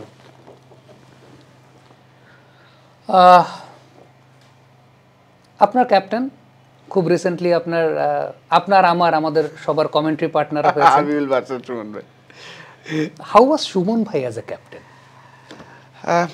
অসাধারণ। ওই সময়টা আসলে সুমন ভাই আর কি খুব গোছানো। সুমন ভাই খুব লাকিও, আমি এটা বলবো যে সুমন ভাইয়ের আন্ডারে একটা চমৎকার কোচ পেয়েছেন, ডেভ ওয়াটমোর। চমৎকার একজন। সুমন ভাই আর কি প্লেয়ারদের প্রচুর ফ্রিডম দিত এবং ব্যাক করতো। সুমন ভাই এই কারণে, উনি তো অসাধারণ একজন লিডার, কিন্তু ওনার সময় না যারা ছিলেন, লাইক ফারুক ভাই চিফ সিলেক্টর ছিলেন, অসাধারণ একজন সিলেক্টর ছিলেন, ডেভ ওয়াটমোর। তো এই যে 3 জনের একটা টিম ছিল, অসাধারণ একটা টিম ছিল। ওই সময় দেখেন বাংলাদেশের সব বড় বড় উইন এবং পারফরমেন্স, এবং অ্যাজ এ প্লেয়ার সুমন ভাই তো ওই সময় ডোমিনেট করে আপনার প্রত্যেকটা টেস্ট ম্যাচে 50 করা। ফার্স্ট সেঞ্চুরি যখন করলো সুমন ভাই, আমি ছিলাম না আপনার পাকিস্তানের সাথে, না জিম্বাবুয়ের সাথে ফার্স্ট ইনিংসে উনি 71 করেছেন। সেকেন্ড ইনিংসে যখন উনি 100 করলেন 71, আমি ওনার পার্টনার ছিলাম। তো সুমন ভাই আমি বলছি যে সুমন ভাই কত রান বাকি? কয় দোস্ত 29 রান বাকি। কয়টা বাউন্ডারি লাগে? 4 7 28, 7টা বাউন্ডারি হইলেই তো আপনার সেঞ্চুরি হয়ে যায়। তো আপনি যেহেতু 4 মারতে পছন্দ করেন, আপনি খালি একটা একটা করে 4 মারার চিন্তা করবেন, কারণ তার আগে খালি 50 করে আউট হয়ে যায়। তো একটা করে 4 মারে, আমি ওনারে বলতাম যে একটা 4 শেষ, ওয়েট করেন, আরেকটা 4 আসলে আবার সেঞ্চুরি করার পরে উনি আমার জড়ায় ধরছে যে দোস্ত কত সহজ করে দিচ্ছে হিসাবটা। কারণ 29 রান করতে গেলে আপনি 29 রান আর 28 রান চিন্তা করেন, 7টা চার। তো ওই সময় উনি আমার জড়ায় ধরছে। তো আকরাম ভাই যে আপনার একটা ম্যাচে খেললেন, 4টা বল ওনার গায়ে লেগেছিল এন্টিনির। তো আমি বলছি যে আকরাম ভাই আপনি কত হাইট? যে আমি তো 5 ফিট 10 ইঞ্চি। আমি আপনার মাথায় বল লাগাইতে হলে এন্টিনির বল করতে ওর পায়ে, আপনি কেন ছাড়তেছেন? আপনি খেলেন, মারেন বা ডিফেন্স করেন। পরে উনি 3-4টা 4 মেরে আউট হয়ে কয় দোস্ত থ্যাংক ইউ, তুই আমার ভালো একটা বুদ্ধি দিস। মানে মোহাম্মদ আশরাফুল সেই সময় থেকেই ভেরি গুড থিঙ্ক ট্যাঙ্ক। এই গল্পগুলো তো লোকজন খুব একটা জানে না। আচ্ছা, এই ভদ্রলোক ওই সময়টাতে বাংলাদেশের কাউন্টার পার্ট থাকতো যারা সবচাইতে বেশি, সেই টিমের উইকেট কিপার আপনার মতোই ছোটোখাটো সাইজের, তাকেও সবাই এরকম ছোট বলেই ডাকতো। ওই সময় বাংলাদেশের কাউন্টার পার্ট জিম্বাবুয়ে, আমি তাইবু তাতান্দা তাইবু, খুব সাম্প্রতিক সময় বিকেএসপিতেও তিনি কাজ করে গেছেন। তাইবু অসাধারণ, আমাদের সাথে তো আমরা একসাথেই আন্ডার-19 খেলেছিলাম, তারপর তো জিম্বাবুয়ের ক্যাপ্টেনও হলো। চমৎকার একজন প্লেয়ার ছিলেন, খুব তাড়াতাড়ি আমার মনে হয় যে সে খেলাটা ছেড়ে দিয়েছেন, এরপরে কোচিংয়ে প্রবেশ করেছেন। লাস্টটা দেখার জন্য আমি একটু এক্সাইটেড, আমি দেখে ফেলছি অলরেডি, কিন্তু আপনি উপরে রাখেন, দর্শকরা দেখুক। ওকে, আমরা ছোটবেলার ওই সময়টাতে আপনাদের দুইজনের ব্যাটিং দেখার জন্য প্রার্থনা করতাম শুরুর দিক থেকে একটা বা দুটো উইকেট পড়ে যাক। আফতাব আহমেদ, আফতাব ভাইয়ের ব্যাপারে একটু বলেন। আফতাব ভাইয়ের ক্যারিয়ারটা যেভাবে শুরু হয়েছিল, মানে আমার কাছে মনে হয় যে one of the dominating batsman ever in world cricket. Definitely আপনার মিড অন পিছনে ওইটার উপর দিয়ে সে 6 মারছে, আমরা কি করতাম যে পিছনে ফিল্ডার ওইটা না অন্য দিকে মারবো, ও ওইটাতেই মারবে জিম্বাবুয়েতে যে হারারেতে। আমি কি করতেছো, না দোষ ঠেকাইলে আউট হয়ে যাবো, ওই উপর দিয়েই মারতে হবে। আমি আচ্ছা ঠিক আছে। তো আর কি যেই দেখেন ওর কিন্তু 50 সংখ্যা বেশি, 100-এর সংখ্যা মনে হয় ইন্টারন্যাশনাল নাই, 89 মনে হয় তার টপ স্কোর। ফার্স্ট ক্লাস ক্রিকেটও যদি দেখেন এই জায়গাটাতেই আসলে আমার মনে হয় যে যদি ওই 50গুলো 100 করতে পারতো তাহলে হয়তোবা তার জন্য আরও রেকর্ড বলেন বা আরও খেলার আগ্রহটা আরও হয়তোবা বাড়তো। অনেক অলস ছিল, প্রচুর অলস ছিল। এখন আবার এই যে দেখি যে ভোর 5টার সময় সে কোচিং করাচ্ছেন, ঘুমাইতে দেয় না এখন বলে, কিন্তু অসাধারণ একজন। আপনাদের ওই পার্টনারশিপটা ওয়েস্ট ইন্ডিজের সাথে, ওই ম্যাচকে আপনারা জেতার জন্যই ব্যাটিং করছিলেন? হ্যাঁ হ্যাঁ অবশ্যই, কারণ 165 দেখেন ওই ম্যাচে কি হলো, প্রথম 2 ওভারে আমি 11 রান দিলাম, তারপরে 2 ওভারে 24 আর 20 রান দিয়ে পুরা টিম মরালি ডাউন। তো ড্রেসিং রুমে ঢুকে আমি একটা কথাই বলছি সবারে, দেখো যেহেতু আমি ক্যাপ্টেন ছিলাম, আর ওই ওভারগুলো আমি আমার কেরিয়ারের সবচেয়ে বাজে জিনিস ছিল আমি মনে করি যে আমি বোলিং করাটা আর কি। আমি খুব ওভার কনফিডেন্স থাকতাম যে না আমি ভালো বল করতে পারবো, আমি যেটা চাই এটাই করতে পারবো, কিন্তু ওই বোলিং করাতে আমার জন্য খারাপ হয়েছে। আমি মনে করি যে ওই বোলিং যদি আমি না করতাম, শুধু ব্যাটিং নিয়ে চিন্তা করতাম তাহলে ভালো হইতো। তো ওই ম্যাচে যখন রান হলো, সাকিব, মুশফিক, তামিম ওরা খুব আপসেট। তো আমি সবারে একটা কথাই বলছি ঢুইকা, যে তোরা কোনো চিন্তা করিস না, আমি যে রান দিছি এই রান আমি কইরা আসবো, তোরা জাস্ট এখন কোনো কেউ কারোর পিছনে কথা বলার দরকার নাই, জাস্ট চিল থাক। পরে তো 2টা উইকেট পড়ে গেল প্রথম ওভারেই, প্রথম বলে পুল মারলাম কিপারের উপর দিয়ে 4, তারপরে প্রথম ওভারেই আমি 4টা 4 মারলাম, একটা 2। তারপর তো ফাস্টেস্ট 50 ওয়ার্ল্ডের ওই সময় T20 ক্রিকেটে ফাস্টেস্ট 50 ছিল। তো আফতাব ছিল, আমি বলছি তুই খালি খেলতে থাক, আর আমি তো দেখতেছি সমানে যেইটা আসবে ওইটা আমি সমানে পিটাইতেই আসি। প্রশ্ন কমন যেটা আর কি, ব্রাভো বল করতে আসে, দেখেন আমার প্ল্যানও ছিল যে আমি মারবো না ব্রাভোকে। প্রথম বল করলাম আমি স্ট্রেট ড্রাইভ মারলাম, 1 বাউন্স 4। পরের বল আমি চিন্তা করছি যে ঠিক আছে একটা 4 হয়েছে আর মারবো না। পরে দেখি সে মিড অনের দিক তাকায় আর কি, ও প্ল্যান যে স্লোয়ার দিবে মারবো আউট হয়ে যাবে। আমি আচ্ছা তুমি দাও স্লোয়ার, মিড উইকেট দিয়ে মারলাম 4। পরের বল আবার চিন্তা করছি আচ্ছা 2-4 হয়েছে মারবো না। আবার দেখি সে বল করার আগে দেখি স্কোয়ার লেগের দিকে তাকায় যে বাউন্সার দিব ক্যাচ ধর। আমি আচ্ছা ঠিক আছে আসো, দিছে দেখি 6। তো এইভাবেই যেমন রামপাল বল করতেছে ফাইন লেগ উপরে, আমি কাছে তার মানে তো ও তো প্রথম বল চমৎকার একটা লেন্থে বল করবে, ইনসুইং আমাকে। আমি কাছে আসো আমি এটা আস্তে করে লাগাই 6। পরে আবার মিড অফের উপর দিয়ে, তো আর কি ওরা যেটা প্ল্যান করতো আমি ঠিক আগে ওইটা হয়তো রিয়েলাইজ করতাম, এবং দেখি যে ম্যাচও জিতলাম। এর আগে ওই খেলার আগে তো আপনার সাউথ আফ্রিকা আর ওয়েস্ট ইন্ডিজ খেললো, গেল সেঞ্চুরি গিবসন 95 হারলো 200 প্লাস। আমি কই যে কালকে আমি খেলবো যে কি, যেহেতু আমি ক্যাপ্টেন আমার তো প্রেসার বেশি, ঠিক না, যে কারে বল দিব।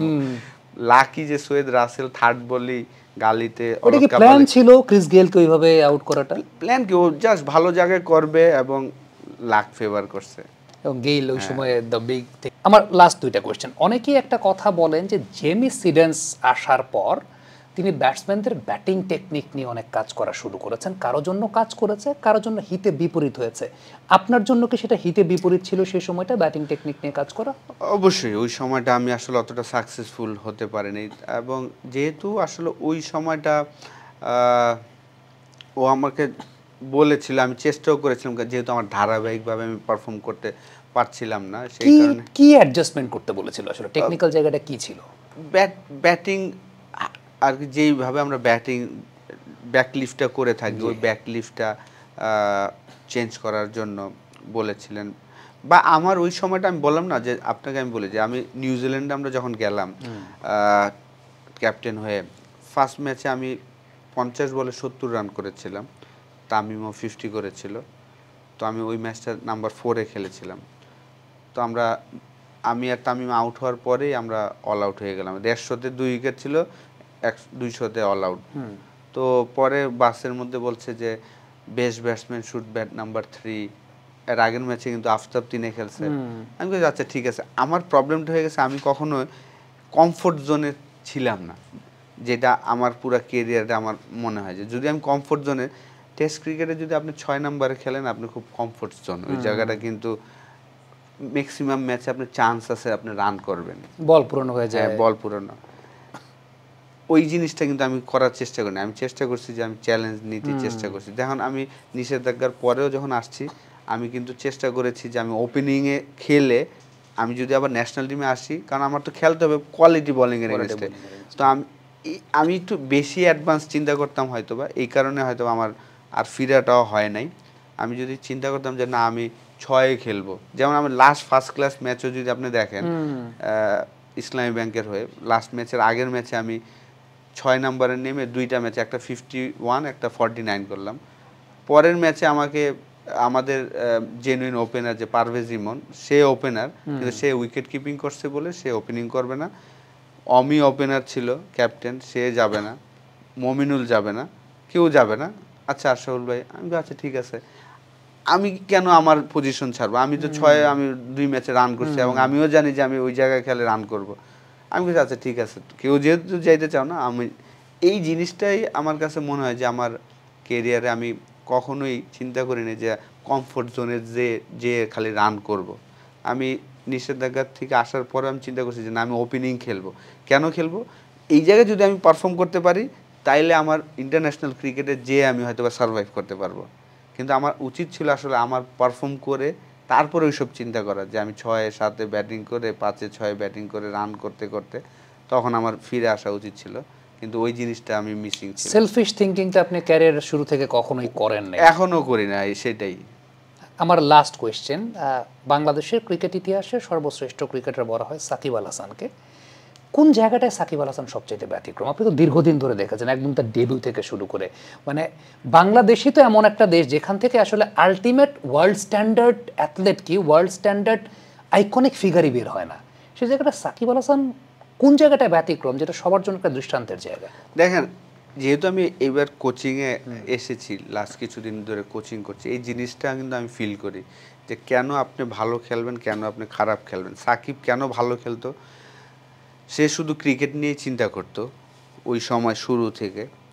ওর কখনোই আপনি দেখবেন না যে আমরা এখন যে আপনি ডাকছেন আমি চলে আসলাম ইন্টারভিউ দিতে, ওর সাথে কিন্তু শুরু থেকেই এই জিনিসটা কেউ করতে পারেনি যে আপনি চাইলে ওর ইন্টারভিউ।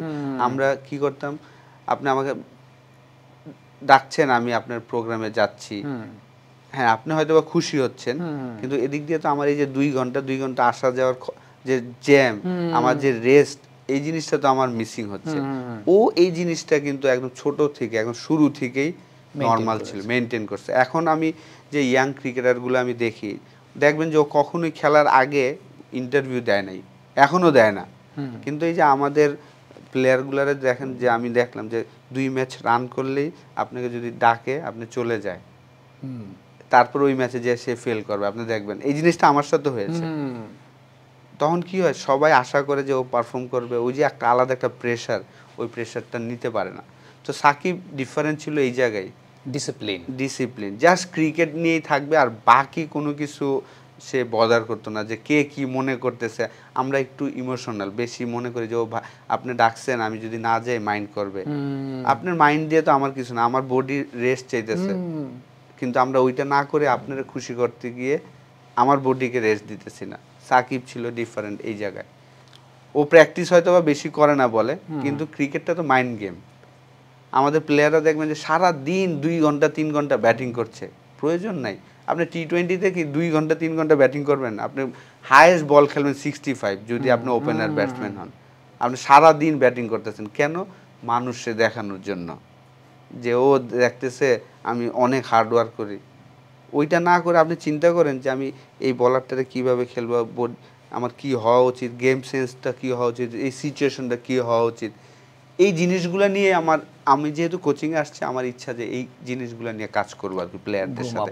যদিও আমি করতে পারি নাই গ্লোবালে, বিপিএলে হয়তো বা অতটা করতে পারি নাই যে এই বিষয়গুলো আমি চেষ্টা করেছি। যখনই কেউ ইন্টারভিউ দিতে যাইতো আমি চেষ্টা করতাম, কিন্তু দেখা গেল যে হতো না, যে দিতেই হইতো, পরে ওই ম্যাচে সে ফেল করতো। ওকে আশরাফুল ভাই, থ্যাংক ইউ সো মাচ আজকে আমাদেরকে সময় দেওয়ার জন্য। Let's hope for the best. আমরা তো একটা সময় স্বপ্ন দেখি যে কোনো একটা বিশ্বকাপ বা কোনো একটা বড় ইভেন্ট বাংলাদেশ খেলতে যাবে, যেখানে কোচিং প্যানেলে আমরা অল বাংলাদেশি সেট আপটাই সেই জায়গাটা দেখতে পাবো ইনশাল্লাহ। সেই জায়গাটা আপনার জন্য শুভকামনা থাকবে। Thank you so much for being so sportive. দর্শক, মোহাম্মদ আশরাফুলকে আজকে আমরা একটু ক্রিকেটীয় দৃষ্টিকোণ থেকে উপস্থাপন করার চেষ্টা করছি। আমি জানি যে নর্মালি মোহাম্মদ আশরাফুলের সঙ্গে যখন কেউ ইন্টারভিউ করেন বা ইন্টারভিউয়ের টপিক প্রসঙ্গ আসে, দেখা যায় আউট অফ ক্রিকেট অনেক টপিক নিয়ে কথা বলে, কিন্তু আজকে আমরা দুজন এমন কিছু বিষয় আড্ডা দেওয়ার চেষ্টা করেছি। সে আন্ডার-17 সময় থেকে, বল বয় থাকার সময়, বাংলাদেশের ক্রিকেটের রুট লেভেলের জায়গাটা থেকে, ওয়াহিদ স্যারের অবদানের জায়গা থেকে। তো আমার কাছে মনে হচ্ছে নতুন কিছু জায়গা নিয়ে কথা বলার আজকে সুযোগটা পেয়েছি, এবং সেই সুযোগটা নেওয়ারই চেষ্টা করেছিলাম। মোহাম্মদ আশরাফুল তার ফিলোসফিক্যাল জায়গা থেকে একদম ছোটোবেলা থেকেই ওই থিঙ্ক ট্যাঙ্কের যে জায়গাটা, সেটা তিনি কিন্তু মেনটেন করে এসেছেন, যেটা অনেকে হয়তো বা জানতেন না। এখন টেলিভিশন পর্দায় যখন তিনি অ্যানালাইসিস করেন, অনেকেই বলেন যে এই মুহূর্তে বাংলাদেশের সবচাইতে বড় ক্রিকেট মেধাটা বোধহয় মোহাম্মদ আশরাফুল। তার এই মেধাটা আগামী দিনগুলোতে দেশের ক্রিকেটের অবদানে কাজে আসবে, কাজে লাগুক সেই প্রত্যাশা করছি। বিদায় নিচ্ছি power presents talk of the town থেকে। ভালো থাকবেন সবাই।